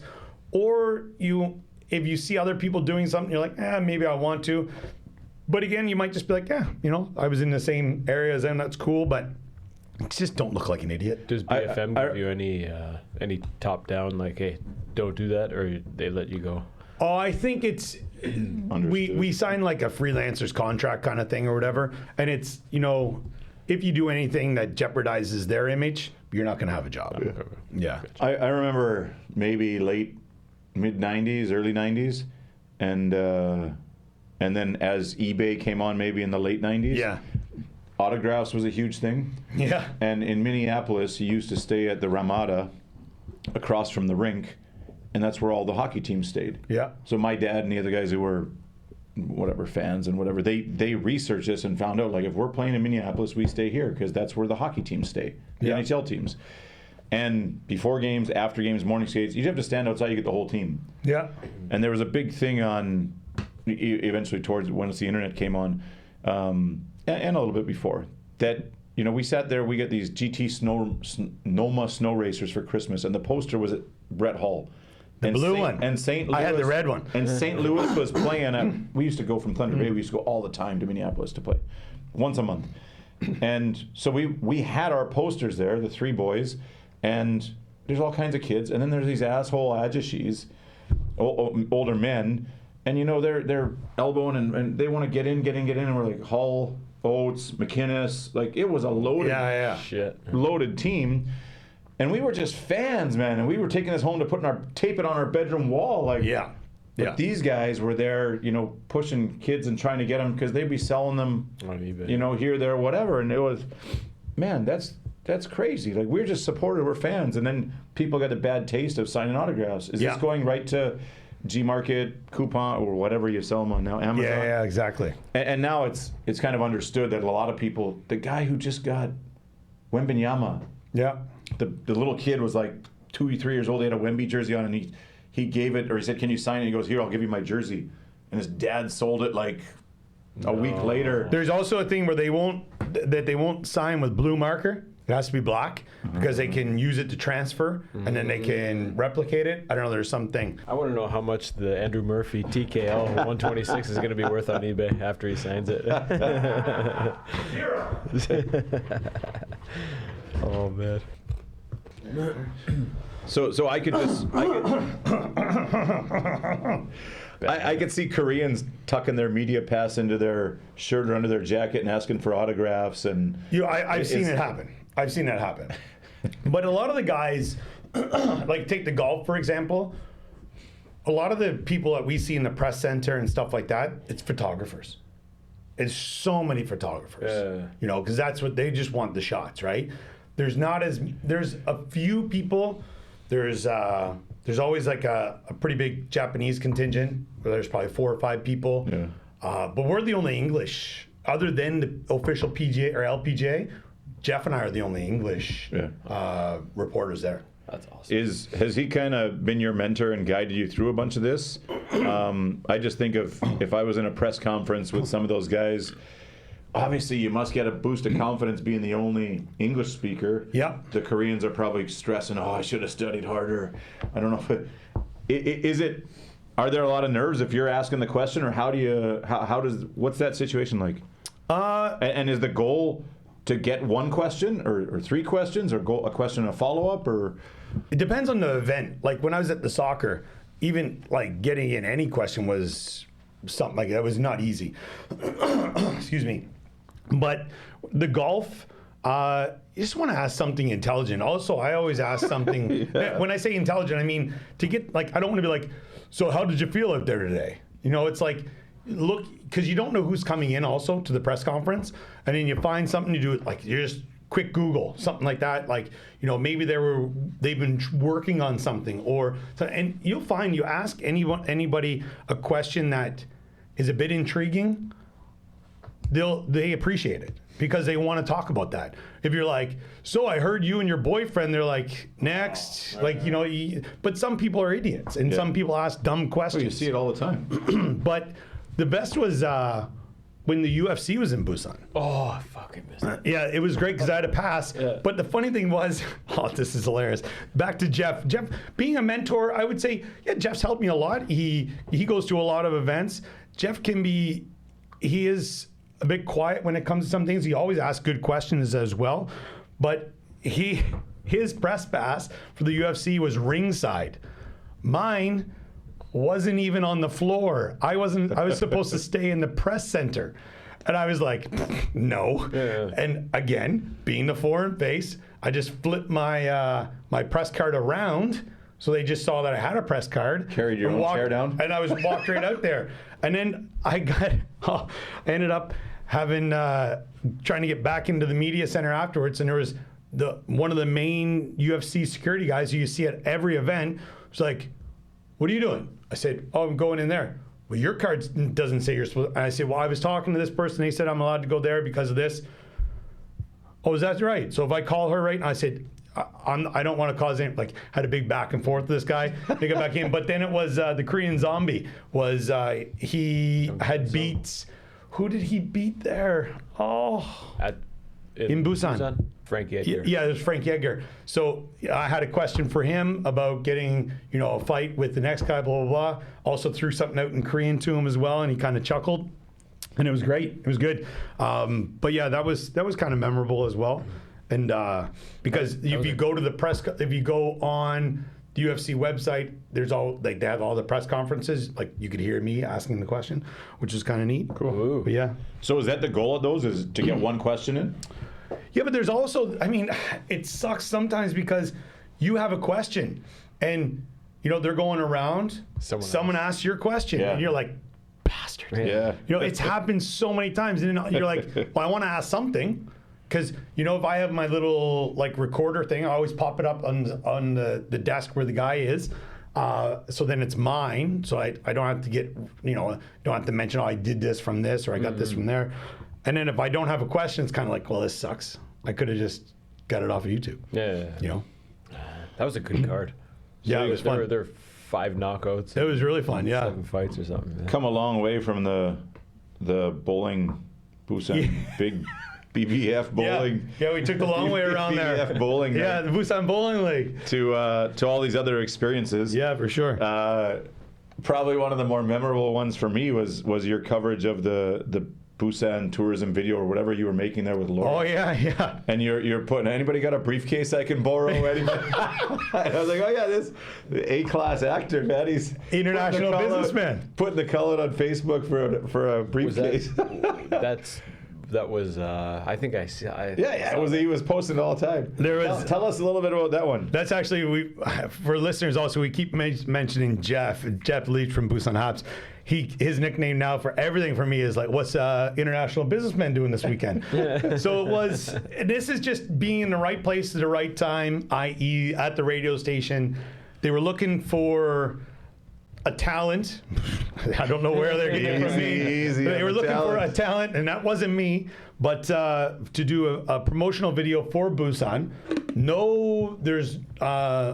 there's no word, no talking, nothing like that. Just video, straight video. Was that just for tourism, or was that for Busan Expo, or what was it for? It was for tourism, involved with MICE as well. Like, it's an organization that's involved with Bexco in Busan, and so it was also Laura McCluskey and I, and so it was kind of like there was a storyline, but we weren't really aware of the storyline until it got to a point where till the end was finished. This is like now you you're gonna kiss. What? Yeah. What? So it was through Busan City as well, and it was I did something else prior to that, but not to this extent.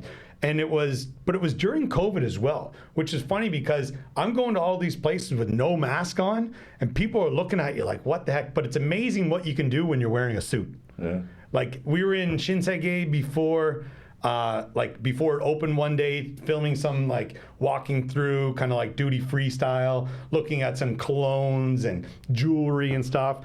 But it was really, really cool because it was an experience that I never thought I would have, but it was to promote a city that I love, to make it that, Busan has everything you need to hold an international event.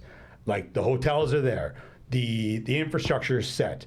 Bexco's an amazing facility to hold any event, you know, and they show that every weekend because, you know, I live in that area and every weekend there's something else going on. It's quite amazing. But the actual filming itself, you know, we were in the Nurimaru, like where they held the Apex Summit right down there, and in some rooms that nobody else usually gets to go in, looking like a big boss man, you know, eating. But it was funny. With that whole shoot, it was it the Paradise? I think it was the Paradise. Their morning buffet, and they've got just everything, all the food on the table, and I can't eat any of it. It's in front of me and I can't touch it. And they're like, hold your fork, do this, do that. And they're like, chew like this. And I'm like, I want to eat the eggs, Benny. Just let me have it. And then like when they were done, I scarfed a bunch of it. Then we had to run to a different shoot. But it was cool because I felt like you had that special experience. Like I felt like a movie star. Yeah. Like, and also Laura and I walking through some areas like the Potomacha area in Hyundai and stuff like that. And then we meet, and then we kind of just I looked at her, she didn't give me any time of the day. And that was our, it could have been moment. But it was fun. But I also enjoyed it because I don't know how well you guys know Laura, but, you know, we're pretty good friends. So, you know, it was just cracking jokes the whole time. Yeah. You know, we had our own things on different days, and then days we were shooting together. It was hilarious. And the people that were behind the cameras, they were laughing. They were like, I don't think they had an easier job. Right. Like, you know, you're cracking jokes, Pretty you're casual, making it. yeah. Oh yeah. And we also both, you know, take direction quite well. So they're like, do this, and we're like, okay, do this. How long was the final clip or whatever they were using? 14 seconds. 4 minutes, I think. And how long were you shooting for? I think we did. There were 2 full days like that, but with any of that stuff, it's a lot of hurry up and wait. And then a couple other things that I was out at Gimhae one day, which was kind of surreal because it was during COVID and it was empty. Like it was like a ghost town. Yeah. Like they had to turn lights on in a certain area for us. That's how there weren't many people, right? Wow. And then getting on the light rail and then taking some video there. So just showing all of what Busan has to offer for anybody coming to the city for business. Yeah. Which was cool. We always promote Ulsan the best we can. We say it's got a great expat community. Enough things to keep you busy. For anyone thinking about Busan, what's the main draw there? What's your elevator pitch to people to travel or to move? Live. To live?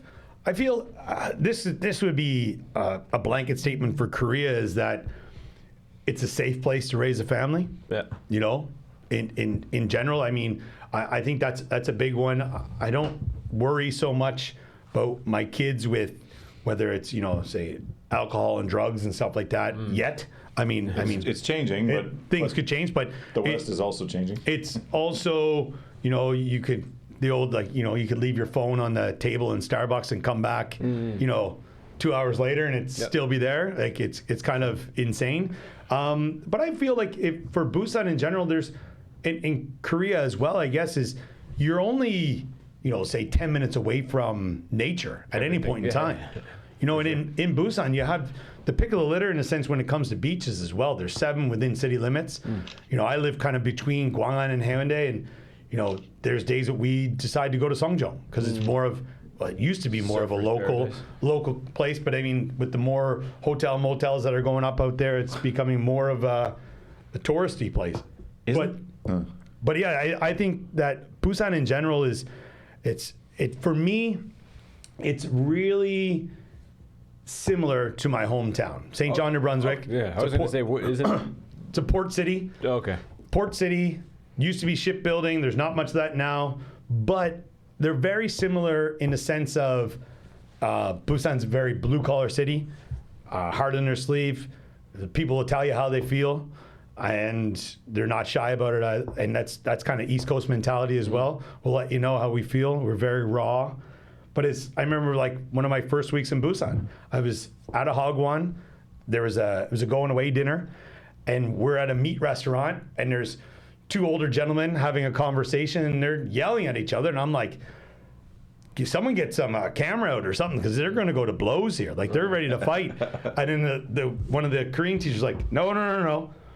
I think they're pretty good friends. They're just having a good old chat. And I was like, what? But it's just like that mentality, or that's just like the Busan Satori as well, also the Gyeongnam, right? It's the way it is. But yeah, I just think that Busan itself, it's very open. There's lots of nature. Yeah. There's, everything you need in the city as well.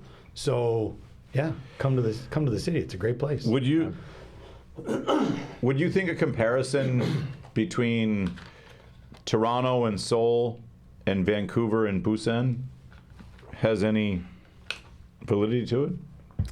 Never been to Vancouver. And I just mean more like the water. Little more me in Toronto, a little more relaxed, easy going, West Coast chill is kind of more the vibe in Busan compared to Seoul. I would definitely say it. There's still that Bali mentality, like go, but there's still. But it's a different version of it. There's the beach, the ocean relaxes people. That's kind of like a scientifically proven kind of thing, right? Yeah. Excuse me. But yeah, it's people do have more of a laid back aspect when it comes to, depending on where you're at in the city. But I feel people aren't as on top of each other as they are in Seoul. You still. It's pretty cutthroat, yeah. Yeah, Seoul's a different animal in my sense. But driving in Busan is a whole different ballgame. That's why I live here. Yeah. So do a couple Hail Marys, please. Today we're gonna be all right. But there is definitely a difference, and you notice that every time you go up to the big city and come back. But it's maybe I could see that comparison for sure. I feel Busan's a small town in a big demographic, like in the sense of it still has a small town mentality. Yeah. Is that for maybe just your network, your demographic? Because I know between basement, is it basement? Yep. Basement, HQ, or HQ, and what there used to be 6 or 7 staples. Yeah. And you guys all, a certain group of the population could kind of walk into any of those and feel like it was probably their living room, right? Yeah, I would agree with that. Like if you go back and think of, the Wolfhound, rest in peace, just earlier this year, and that was a mainstay for a long time. Wayne had that place probably open longer than he anticipated, to be honest. Survived COVID, which a lot of places didn't, and hats off to him for that. And then, you go over to PNU, and there was the basement, which was Matt Cullivan, who sold that to the HQ crew, which would be G, Neil, and John, and then opened his own Cullivan's Pizza place right there in PNU, which is thriving as well. Then there's HQ in the Gwangan area. Gorilla. And then Gorilla, which closed their tap house in Gwangan, but still has the one at the beach, and there's another Haeundae location. There's the Galmagi guys as well.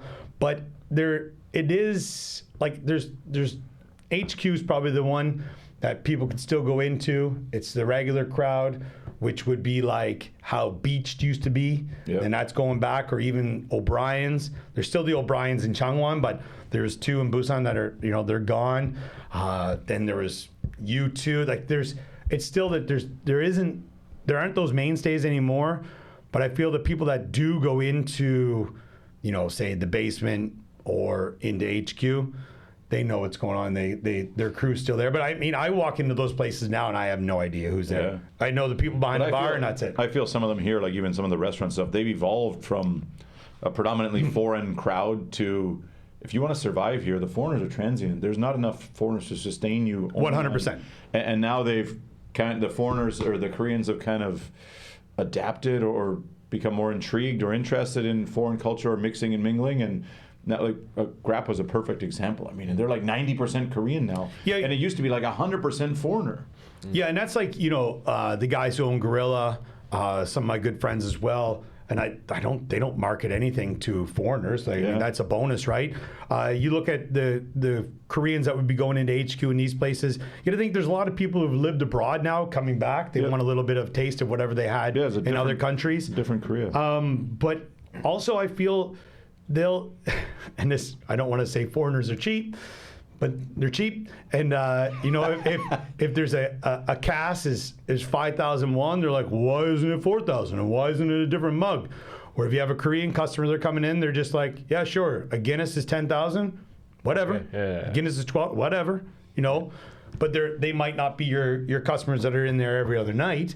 But they're the ones that are going to come in with 8 to 10 people. They're going to drop $200 or $300, or they're going to buy a side dish too, and they're getting their food as well. So I mean, you got to make sure that I feel the cleanliness aspect of it as well. If a place is clean, Koreans will come back as well, and also your clientele. If you got people in there being complete morons, and they're probably not going to come back. But if it's a place that people are having a good time, like karaoke night at HQ.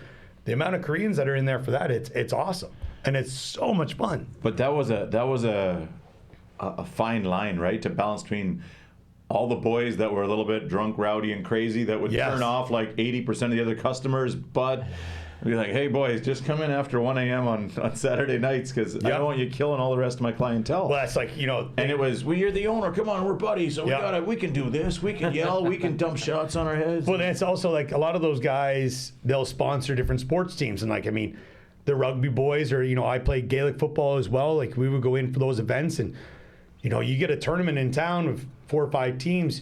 It doesn't take long for one of those bars to be absolutely rammed, and then some of you get some Korean customers that come in, and they're like, just wanted to come in and experience some culture, and what is this going on? You're welcome. Definitely. Wasn't there something that happened during COVID? Everyone in the bar ended up getting Seoul teacher. Well, there was. I thought there was one. There was like a tournament or something. There was not that. There was at the Wolf. I think the Wolf got closed twice for being open when they shouldn't have been. It might have been only once, but it might have been twice. But I remember Wayne saying it was the best. I sent him a message. I said, "Hey man, sorry to hear what that." He goes, "Oh, gives me some time off. I'm going to Seoul." Which is like, at that time they were just trying to survive. And a lot of those places were. Yeah, that's rough. Here we've seen. I mean, we had our share of local bars too that we terrorized for years. Yeah. And now there's one that remains. JJ's is still the one left standing. Do you see in Busan people migrating to different hobbies and stuff like that? Is there? I mean, it's hard to get a pulse on the like I know on like everyone, but you guys had Niall on just a couple episodes ago, and I played football with Niall in Changwon. He lived outside of Changwon. I went and played for a team in Changwon for a year or 2 years because I had some disagreements with a team in Busan and just still wanted to play, so I was willing to travel. But you look at them with the art space, and they're doing some fantastic stuff there. And good thing with that is that it's not just the locals. Like, he's talking about people coming through, and it's nothing to just hashtag blah blah blah and then see what comes up, which is fantastic, right? So there's that. I feel like the sports side of things. Like, there used to be a massive ultimate frisbee, whole league. I'm not really sure if that's around anymore, but there's like the comedy side of it. With the Ha Ha Hole. It's still going, Really? Still going. There's a few bands, the open mic nights and stuff like that. But I just feel like anywhere in Korea, the expat community is kind of changing. And, I know you guys have your Halloween event here, and when I organize the one in Busan, and with that, you see so many people who aren't from the teaching community, whether they're here working in business or they're, doing something with factories or whatnot. You realize that there's a whole other side of the foreign, community in Korea than you're used to seeing. Right. And I feel, especially in and around Busan, that especially with, I think it was Epic, they kind of cut their teachers down to hardly anything. The public school, it's not like it used to be. So there's the amount of foreigners in the city that are teachers is a lot less than it used to be, and you're getting a lot more people who are coming through, staying for a month. They're maybe working for different companies and that kind of stuff. Yeah. So I feel that the communities have changed, but the activities are still there, and people like Niall and other people are opening different opportunities for things that weren't offered. Yeah. Or maybe they were offered in Korean, and I know you guys are involved with a lot that goes on in this city as well, and that things are out there. You just have to look for them. Yeah. Whether it's, the Gorilla Run Club that happens on Monday night, or, you want to go in and, play poker, or, play cards for fun, like at these kind of things. Like, all these things are out there. Yeah. You know what I mean? Like, but you just have to, put yourself out there to find them. Where I love when people are like, I've been here for 2 months and I haven't met anybody. Have you stepped out of your apartment? Yeah. Oh, I don't speak the language. Well, you know what? There's a lot of people here the same boat, right? So I think things have changed. There's still opportunities there. I feel that these days there's a lot more people mixing with Koreans to do stuff. Yeah. Whereas probably when I first arrived, it was not the case. Yeah. Yeah. Definitely. And like you say, the young people that have traveled abroad and come back, and it's just a maybe way more fluid place now, where you can kind of come and go into different communities. Before it was pretty, these are the hockey boys, the soccer boys, the bar boys, everything was kind of, girls' wine night. It was kind of fixed, but now, it seems to be a lot more fluid. Exactly. Retirement pops up in our conversations often. Could you see yourself settling down here I don't think or forever? Is retirement an option these days? You just send the kids back to sisters and then you hang out here? Yeah. I don't know. I think maybe as a home base. Or yeah. No. I mean, I've been here this long, and even if I was to leave, and I know we all have friends who leave and they miss it, right? These things. Korea would always hold a special place in my heart for sure. But I think that I don't know. I would definitely like to move home at some point as well.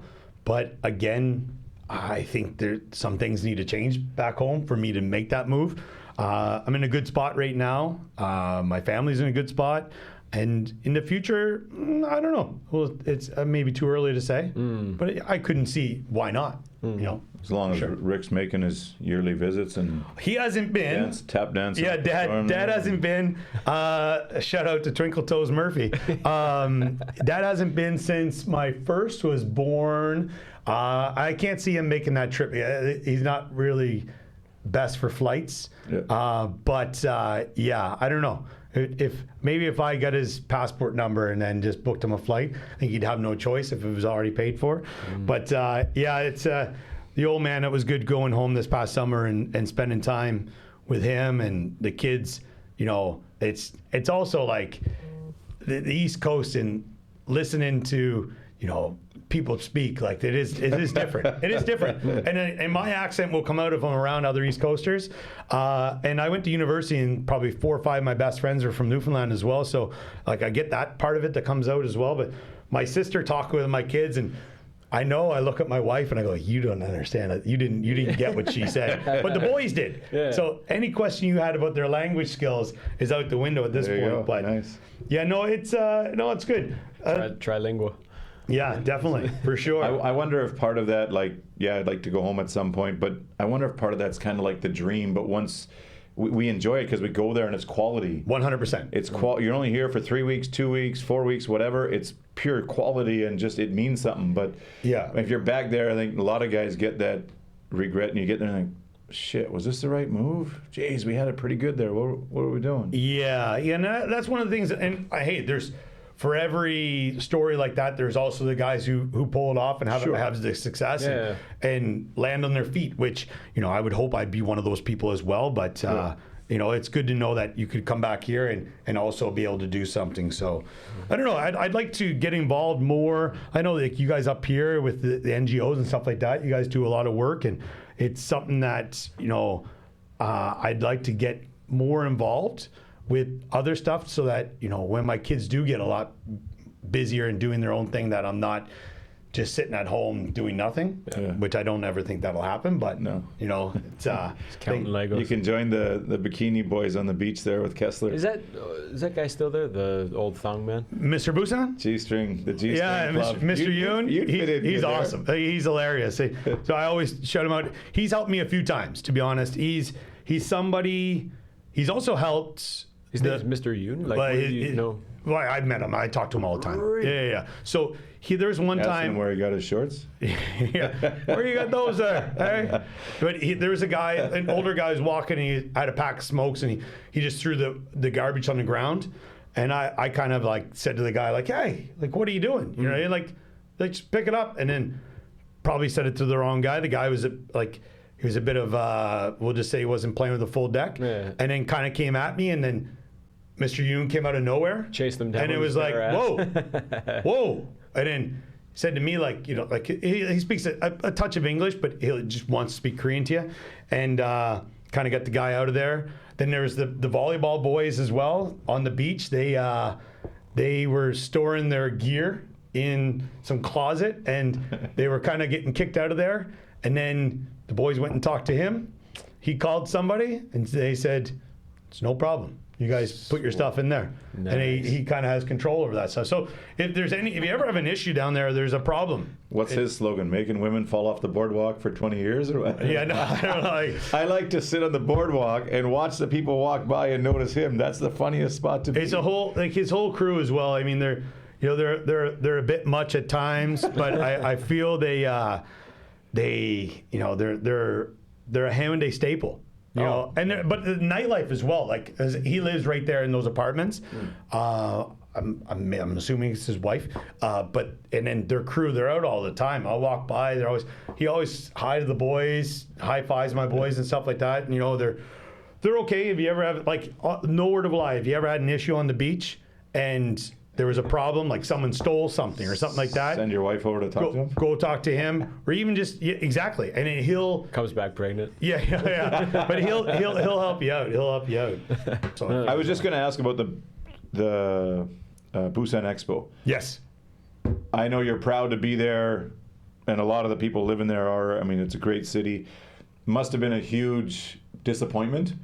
Yeah. Being part of the community, being in all the media different areas that you are, what was it like when they didn't get that? And in hindsight, did you think they had a chance, seeing as who they were up against? Well, I think, you know, I think you got to be a bit realistic with that as well, and realize that when you're going up against, you know, Daddy Warbucks there, that, you know, you're not gonna.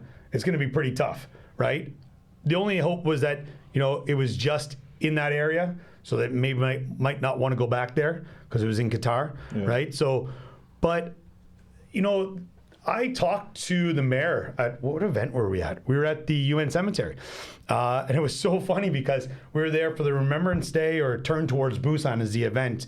Anyone, if you find yourself in Busan on November 11th, it is an experience that you really want to take in. It's pretty cool. I go every year that I can if I don't have class. And I was with my boys, and we're walking, and the mayor was walking towards me. And that guy probably has the biggest smile you've ever seen in your life. And he's like, hi, you know, I'm Mayor. I said, yes, I know who you are. You know, I work for the radio station. I met you there before. And he's like, oh, wow. So we talked and he kind of had to get pulled away from me because they had to go sit front and center.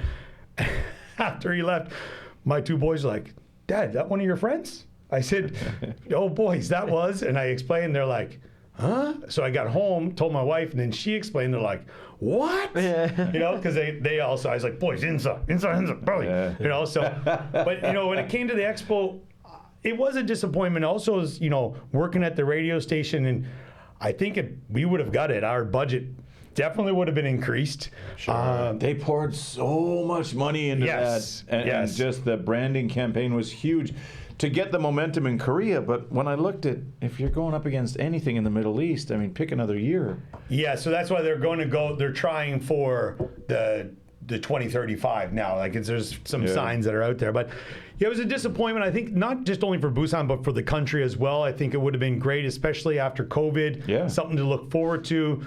the national government like would have poured a bunch of money in as well. And it would have been great for that side of Busan, like the Newport area where everything would have been built for it. And then, for years to come, because it would have, there's no doubt that area will be developed. I mean, it's going to have to be, there's no doubt about it. Sure. But it would have escalated. It would have, brought that up by probably 10, 15 years. Yeah. And it would have been better because the infrastructure would have been done correctly as well, with trains going out there, all that kind of stuff. It would have made it a lot more accessible for people to make that move.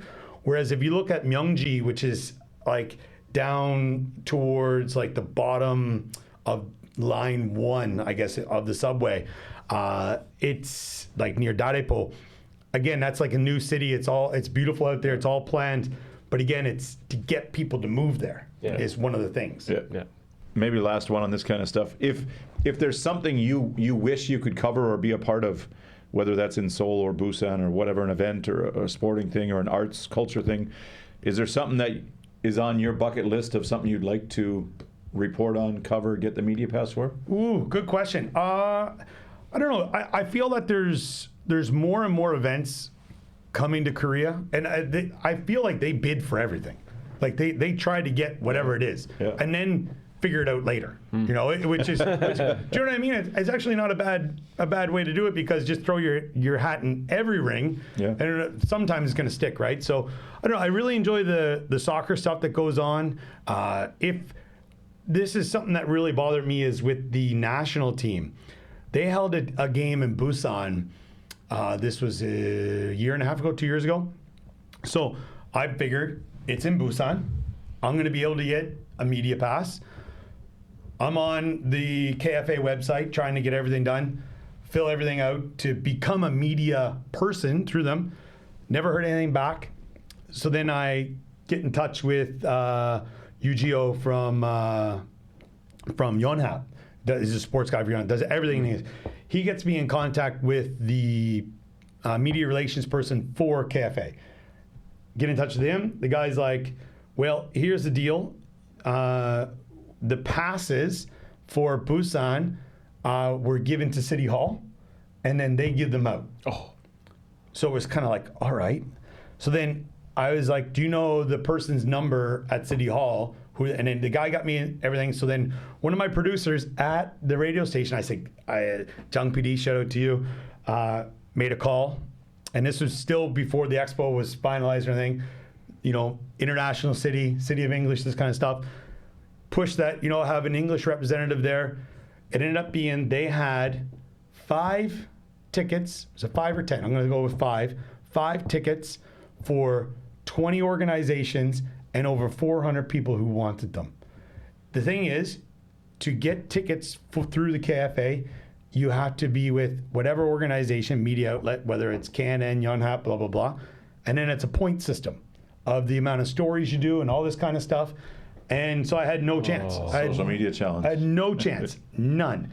So that kind of rubbed me the wrong way. So maybe I'd like to some kind of international event, especially if there was a team, like an English-speaking team that came, would be kind of cool.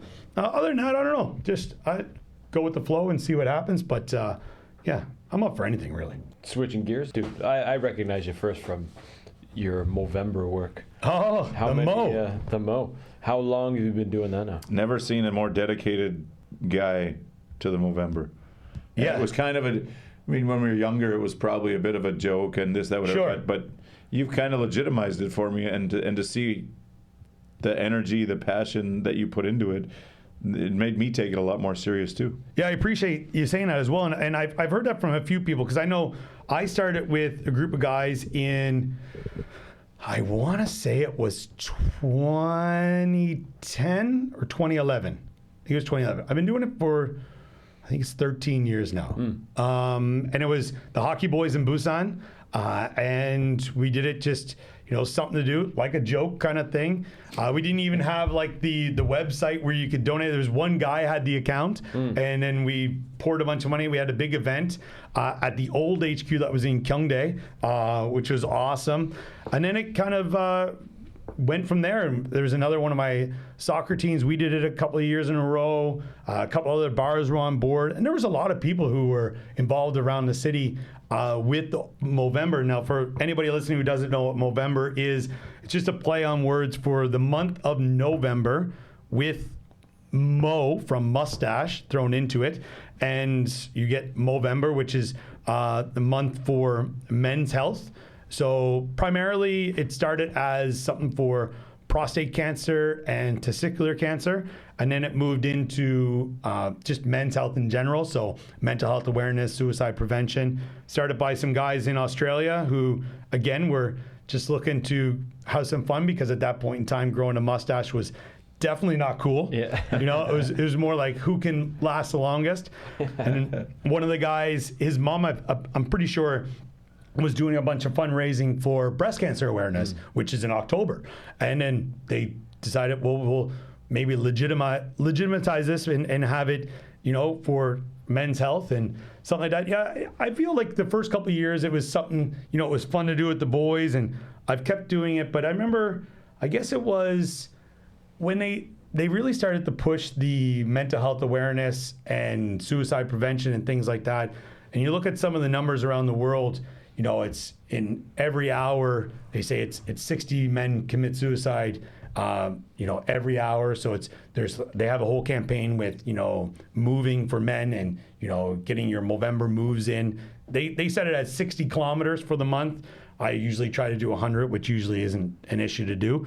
But it was, I believe I think it was 2010, maybe when we first started, but I lost my mom in 2012, and, you know, I don't know if you guys have lost family members, but it just messes with you at different times. And I think that really put it for me when Movember started to go down that route with mental health awareness, because I realized that, you know, I was definitely battling with some demons in my head that I didn't realize they were there until, you know, you read a few things or you talk to some people. But also for me is not just raising money for cancer awareness and, you know, research and things like that, but I always put it out there that, you know, they try to get the conversation started. Whereas, you know, I think I know you guys decently well. I think you're probably just as stubborn as me.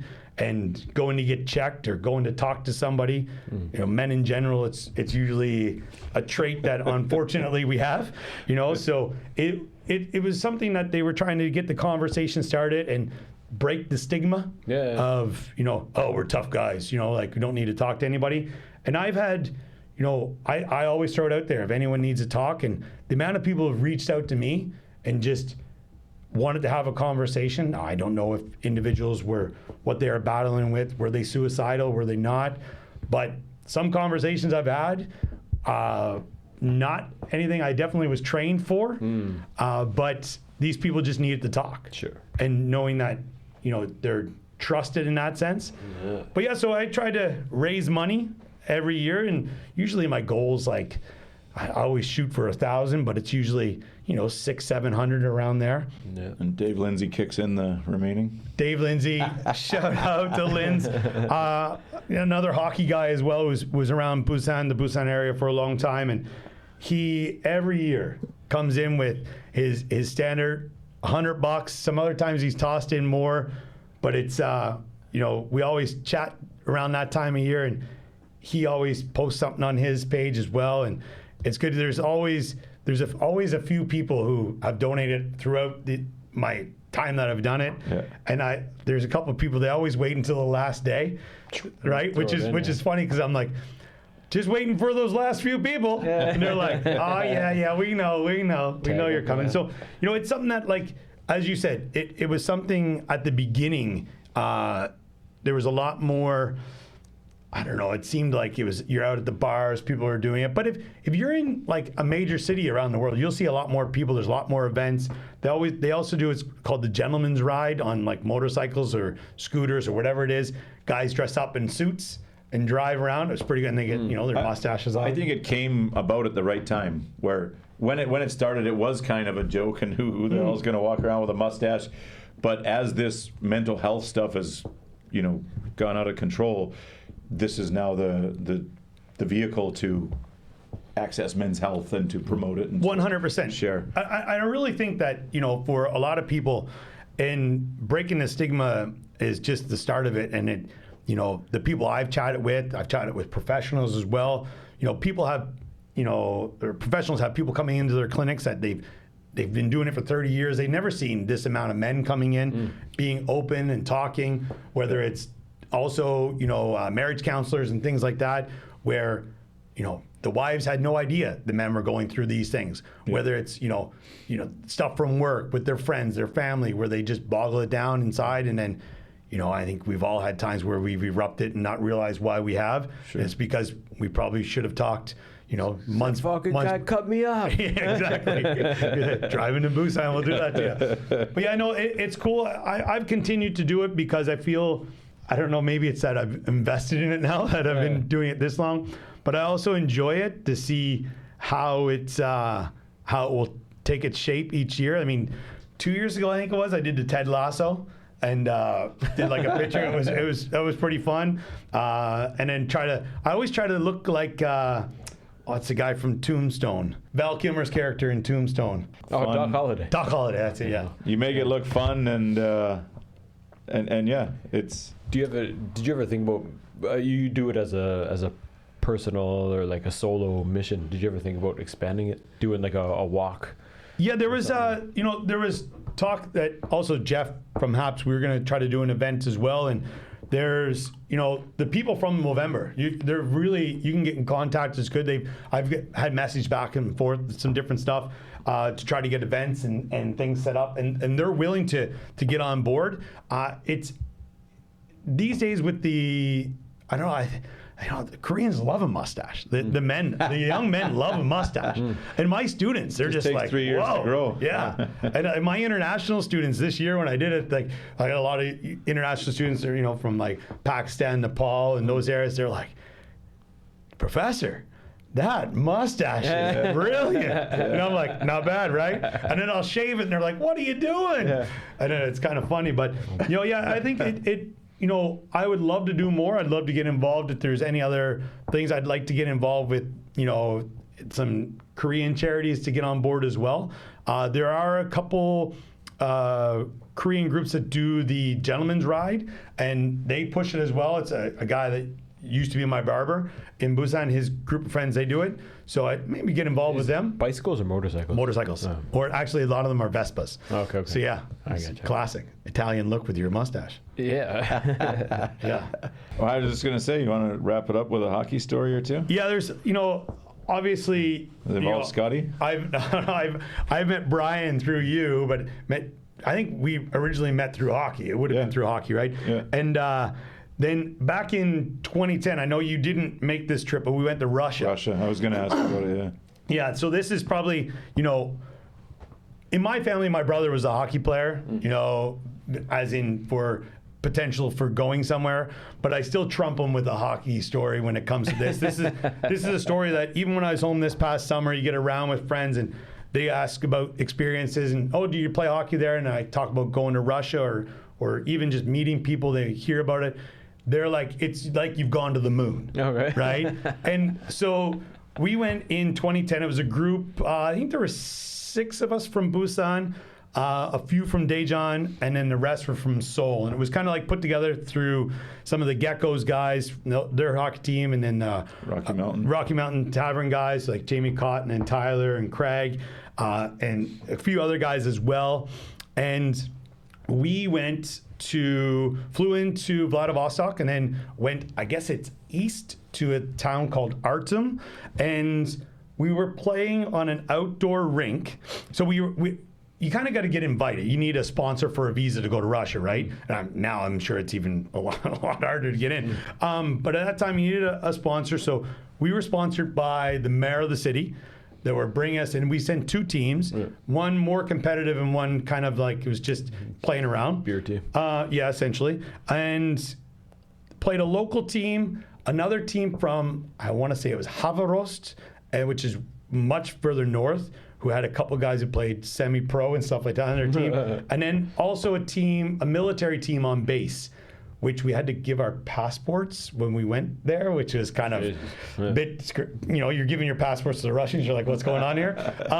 But it was playing in the outdoor rink in front of about 1,200 people in minus 20-something weather. Jesus. Was insane. The pictures are wild. It was insane, but it was also like, it was your typical ODR, your outdoor rink, where like the boards were like tongue and groove. Like you'd see, like it was almost like flooring. And I remember I was skating up the side and I went to like toss it around the defenseman to keep going past him. And the puck went backwards behind me because the boards had like came apart, you know what I mean? Because of the snow that's shoveled behind them. But the people in Russia, they were fantastic. They were really cool. It was like the movies. Like there was some guys, like they would come on the ice after each game and want to get pictures. A guy shook my hand and his hand pretty much went to my elbow. And I was like, can you give me my arm back, please? Like, it was hilarious. So like, if you've seen, what was it, Rocky 2 or Rocky 3? 4. Yeah, like. Oh, yeah. Drago. It was that one. It was the same. It was like the people were very similar. But it was funny is that we went to watch the 2 Russian teams play outdoor one night, and we were told, don't, like on the way there we had like our liaison or whatever, a local guy, Mikel, and he said, one thing I'll tell you is now, don't go with the locals. We're like, what? What are you talking about? Go with the locals. Like, yeah, do not mix with the locals, blah, blah, and we're like, all right, thanks for telling us, because that's where we're going. So we get there, and we had been at a banya, like a sauna, all day. You drinking those, no? Oh, yeah. They smash you with bamboo. The eucalyptus trees, like, or lilac, eucalyptus, I think it's eucalyptus. So you're in a dry sauna, a wet sauna, cold pool, which was all in the basement of an old power plant. Wonderful. Another story. So then we went to the rink, the outdoor rink, and of course we had been boozing. We brought some booze with us, and I was wearing like a stocking cap, not so much a toque, but a big, like, had Canadian flags on it or like Maple Leafs and stuff. So they all knew me. And these guys, when I went to go stand with these guys, they're like, Murphy, come here. So sorry for any Russians listening, my accent, but this Texas Street's gonna be out for you. This is exactly how they sounded. So I went down with them. They're like, drink, and I said, sure. So the guy gives me, the little like Chongi cup, the Dixie cup, and he's like, vodka is okay. I said, yeah, sure, and pours it, and it's to the brim of the Dixie cup, and it's orange, orangish yellow, and I'm like, what are these guys doing to me? And mind you, I probably had plenty of drinks by this point in time, and I said, what is this? You said it's vodka. He said, gasoline. My vodka. Oh, fuck. So it was homebrew, moonshine. So he's like, one shot. I said, okay. So I did it. And the thing is, when you're drinking vodka, you're eating fruit when you're doing it. So before I got my cup down, I had a massive piece of tangerine in my mouth, and I'm chewing it. So you taste nothing. Yeah. The guys Scored 6 goals. the guy's like, he's like, one more, did one more, another one more. And just down from us was sitting our liaison, Mikel, his little sister and her friends. I think they were 17, 18 years old. But they were at all our games, and they were like kind of with us for like the week, kind of helping us out and stuff. And she's looking at me shaking her head. And then the guy was like, one more, and the period was just about to end. And I said, oh, okay. And then she came up and grabbed my arm and pulled me. And of course, I was kind of like, what the hell? And then looked, and I saw who it was, and I was like, oh. And then she yells at the Russian guys, like lays into them. And then they were like, you go. And then I said, what was that about? Why? She goes, you are not Russian, you will die. Yeah. And then I was on one side of the rink, and before I got to the other where our dressing room was, where I could like go in where it was warm, where we were storing our gear, I was almost on the floor. Like if the boards weren't there for me to hold on to, I would have fell down.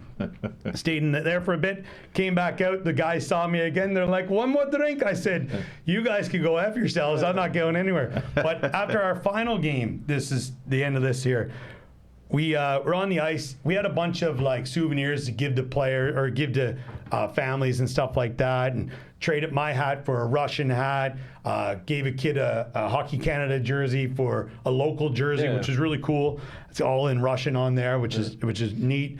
And then I'm in the dressing room, you know, we're having beers and stuff like that, and I've got my top gear off, and our guy comes in, he's like, Murphy, there's a guy out here who wants to see you. And I'm like, what? Did I take the wrong picture with the wrong woman? Like, what's going on? I come out, and there's a bunch of kids out there, and they want sticks, right? They want, because they don't have any, some of them don't have any of that stuff. And their dad's yelling, like, go get the stick. Exactly. So I come out, and then, like, it was like Moses parting the Red Sea. These kids just separate, and this small Russian man comes walking. He's holding like a tea towel, it looks like.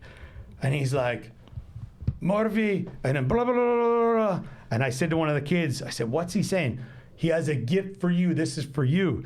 And he opens up the tea towel, and it's a knife. And I'm like, what? He's like, for you. And I said, okay. So I take it back in. The boys are like, what the hell was that? I came back in. I went, I've been anointed. I am a knight, or something I said. And then I was like, he gave me a knife. And then I asked our liaison, I said, what is this? He goes, that's like a huge respect thing. Also, he goes, that's homemade. It was like a deer antler or something was the handle was made out of. Beautiful. And I'm like, okay, but I can't bring this back to Korea. I can't come through customs with a weapon. So I'm in the last day in the hotel. I grabbed a towel. I wash the knife. I wipe it all down. Just throw it in the garbage, and I left. I was like, I'm not. I wiped it clean. No fingerprints. No fingerprints. Oh man, I would have. It'd be funny to bring it home. Put it in your skate. You got this special thing. You just using it to chop cock doogie now. Or something like that. I was like, my luck, I'll get to. There'll be some blood on it somewhere or whatever. But yeah, Russia was a trip. It was something that, like, I've always said I'd like to go back when it was warmer. But as a Canadian, playing in, you know, minus 20-something weather in front of a massive crowd was pretty cool. And a lot more. It was something that I wish I would have documented a lot more at the time, because it could have been a book. Yeah, but yeah, that's just it, right? Yeah. Always, but that's too long ago to. Social media wasn't a huge thing, and now, hindsight, you look at, I should have done that, but Yeah, exactly. They're gonna come back, and you're gonna maybe then you They wouldn't got a have. new nickname, the Machine. Yeah, exactly. There you go. No, you're gonna get hung in the I'll central come back, square for giving your knife away. Yeah, they'll be like, hey, your fingerprints was on this knife. Oh, Christ. This was Putin's cousin gave you this knife and you left it in the garbage. But yeah, that's probably like one of my, like, being in Korea, like one of those kind of things. You know, we talk about the Olympics, and I go to a ton of events and stuff. But, you know, traveling, sure, you like to go to the beaches and stuff like that. It's great, but there was nothing more, I don't know if you want to call it like primal or something like that, but going to a place like that, because, you know, there's not many of my friends had been there and that kind of stuff, so it's always a cool story. Well, Nate, you talk about too. Just when you were younger, you could never imagine every Sunday going to meet and playing with dudes, going to a tournament in Thailand or something like that.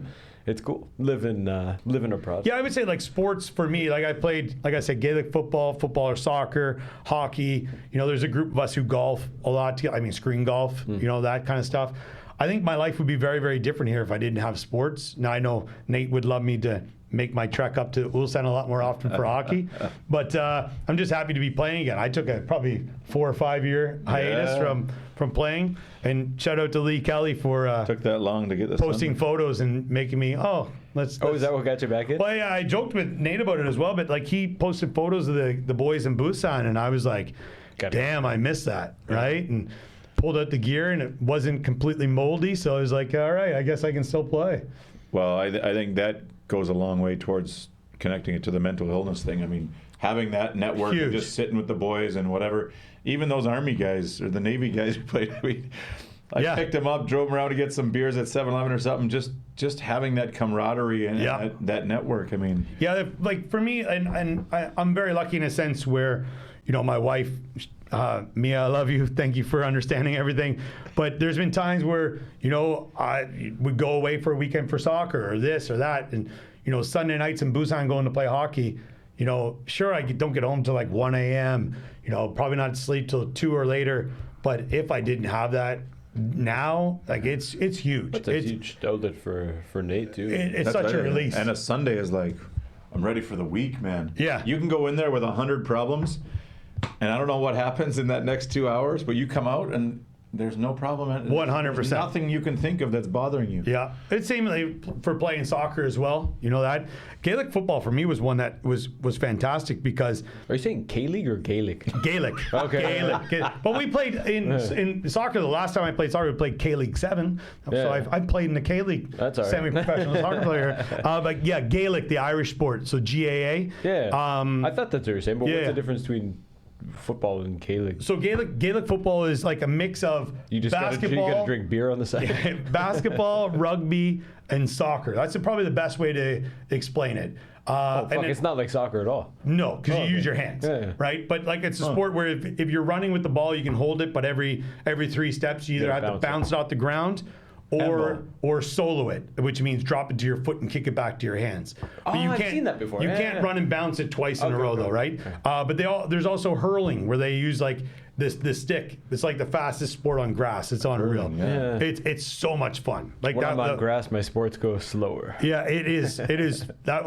I played that a few times, and I was able to pick it up quite quick because I had a bit of experience with lacrosse. Or honestly, when you're a kid and you had that plastic baseball bat and throwing up rocks and hitting them, that played into it 100%. But it's also just something if you're coordinated. But there's so many people who pick it up and play. So even if you were a beginner, it was all right. It was like some of my Irish buddies who I played soccer with.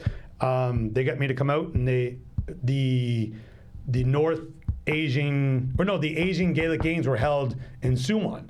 That first year they had a team, so I was like, I'll jump on board. I got in. Oh, sweet. And good guy from Busan, Peter Bonner, who moved on a long time ago now, but got me involved, and it was just another feather in the hat of playing sports. It was quite fun. Sweet. It was good times. Maybe just speak to Nate saying you feel so free or whatever on a Sunday. Maybe that's. You develop those skills. You play the games now as an adult. Yeah. You just get back into that mind zone. Yeah, it's such a stress reliever. Sure. It's also just getting with the boys. Even like there's some of the Korean lads who don't speak any English.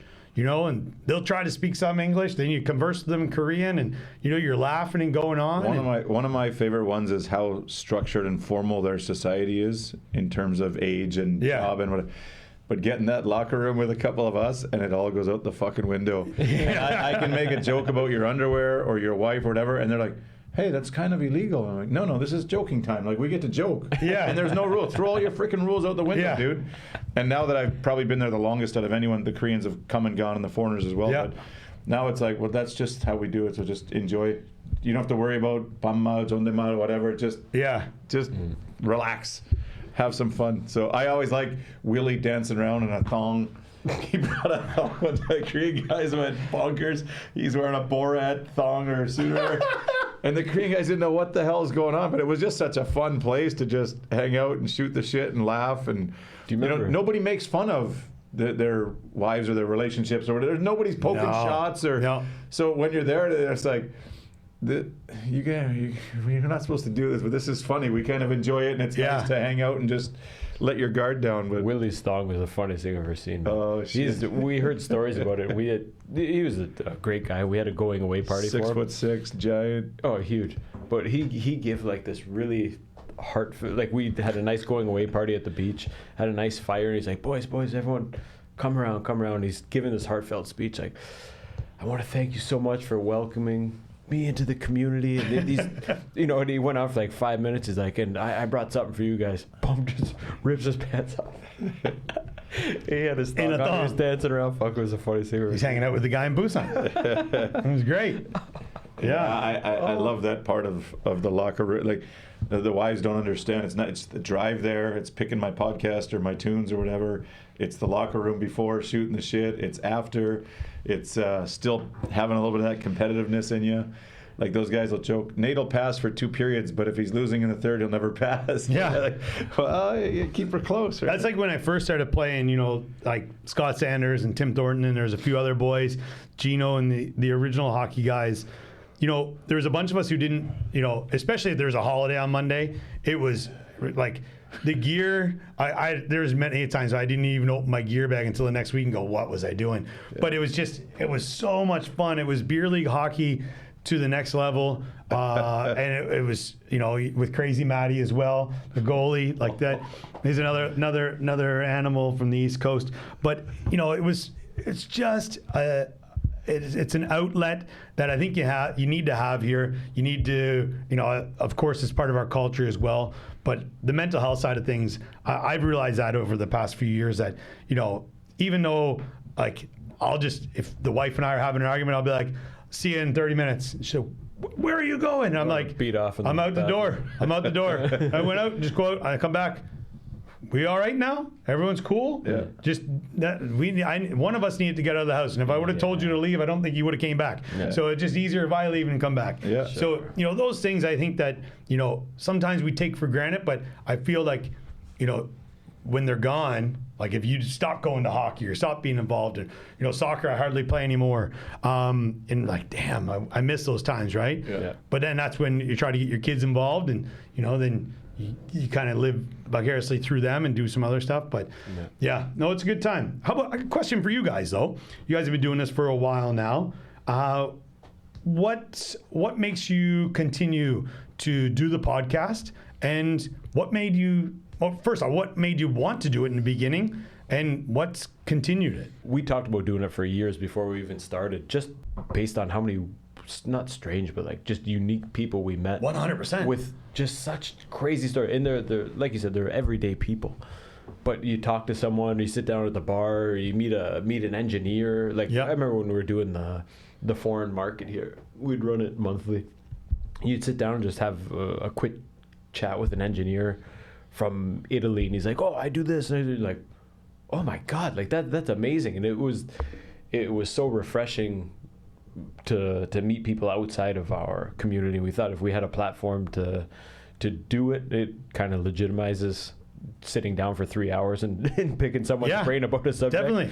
There's cool people I'm interested to share their story. There's people I'm interested in talking to.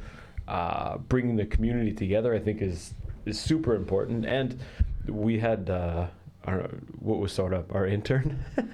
We must have been maybe 20 episodes in. Yeah. And I got an email from Sora, and he's like, "Oh my God, I'm out at Eunice, kind of in the countryside." He's like, "I didn't know there were so many cool people here." And we're like, "People are listening to this? This is cool, man."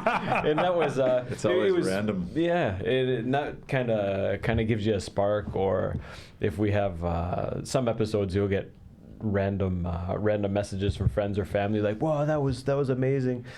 We had the Kenyan runner, Marathon runner. marathon runner on here. Like, dude, just rubbing elbows with these people. It's awesome. If I went to Kenya in the next 5 years, we can call them up and have half price on a Kenyan safari. Well, but I mean, and I mean, don't mean that's the reason, but I always say the same thing. We used to party like everybody did till 3, 4 a.m. 5 nights a week. 100%. And once you get married and then you have kids, and if you choose to be an active part, you can't be doing that. And if we're up early and he quit drinking and the routines are set, we don't go out to the bars anymore. No. Like it's once, twice a year, or a special event or a 50th birthday or whatever, but it's not that anymore. So like, where's the social life? Yeah.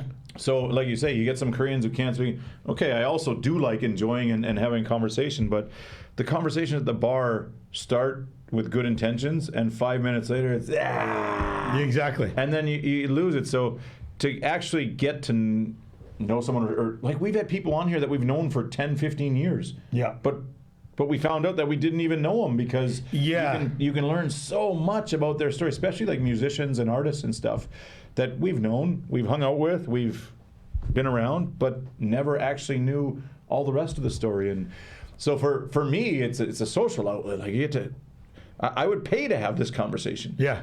Because when we see each other, it's for 5 minutes, 10 minutes, 2 minutes, 3 minutes, 100%. drunk at a hockey tournament, whatever. And you never get this chance. So I just love I love to talk and to engage and meet people. And when you think about our work too, there's not, I think for most teachers here, you're not having deep conversations every day. No, yeah. So it's nice to be able to come in and to learn. I've learned so much from doing these from so many different people about about 100%. my mental health, about about my family, about stuff I never thought about until they bring up these different things. Yeah. That's So- like when I was doing, like going through my master's program, when we first started and I was listening to other people speak, especially the professors, and vocabulary they're using, I was like, oh yeah, there are other words out there to describe things. 100%. You know what I mean? So like that definitely, even that alone after doing my master's, I was like, yeah, I sound a little more intelligent at least anyway. I look back on mine and like some of the papers I wrote, my dissertation. I was like, who the fuck wrote this? Yeah, no, totally. Where did that come Yeah, from? exactly. Yeah. So keeps it fresh, keeps you learning, and you know, say when we look back at the people we've had, man, from the American girl who lost like 300 pounds to the skydiver guy's got how much 800 skydives 800 like just wild, and these are people you might see at the bar or a festival or whatever, but you don't get to talk to them. You don't know their background. You just know, oh, that's East Coast Johnny. Oh, Yeah. that's Texas Tommy. But even if you knew just the skydivers, like even if you know like, oh, you're into skydiving, you don't get like all their stories and Yeah. like how do you get 800 skydives? How do you get 800? And he's Yeah. like, oh, it's $20. It's $20 a jump in wherever he's from, California. He's like, and I do 8 on Sunday and 8 on Saturday. You're like, holy shit, dude! You're jumping out of a plane 16 times in a weekend. Yeah, it's wild. But it's also because the reason I ask, I'm also interested. I've always been kind of interested in doing something like this as well. Do you want to be another host? Do it. Yeah, but it's also like it's just the uninterrupted conversation. Like you say, if you're at the bar, someone else is coming in, or the person you're talking to is getting a hell of a lot more inebriated than you, and then Checking phones. Then you are, yeah. Then the phone comes into it. You know what I mean? Like it is one of those things where, especially like. I understand how mass media, news stations, things like that work, because I work in one. It's like you bring someone in for an interview.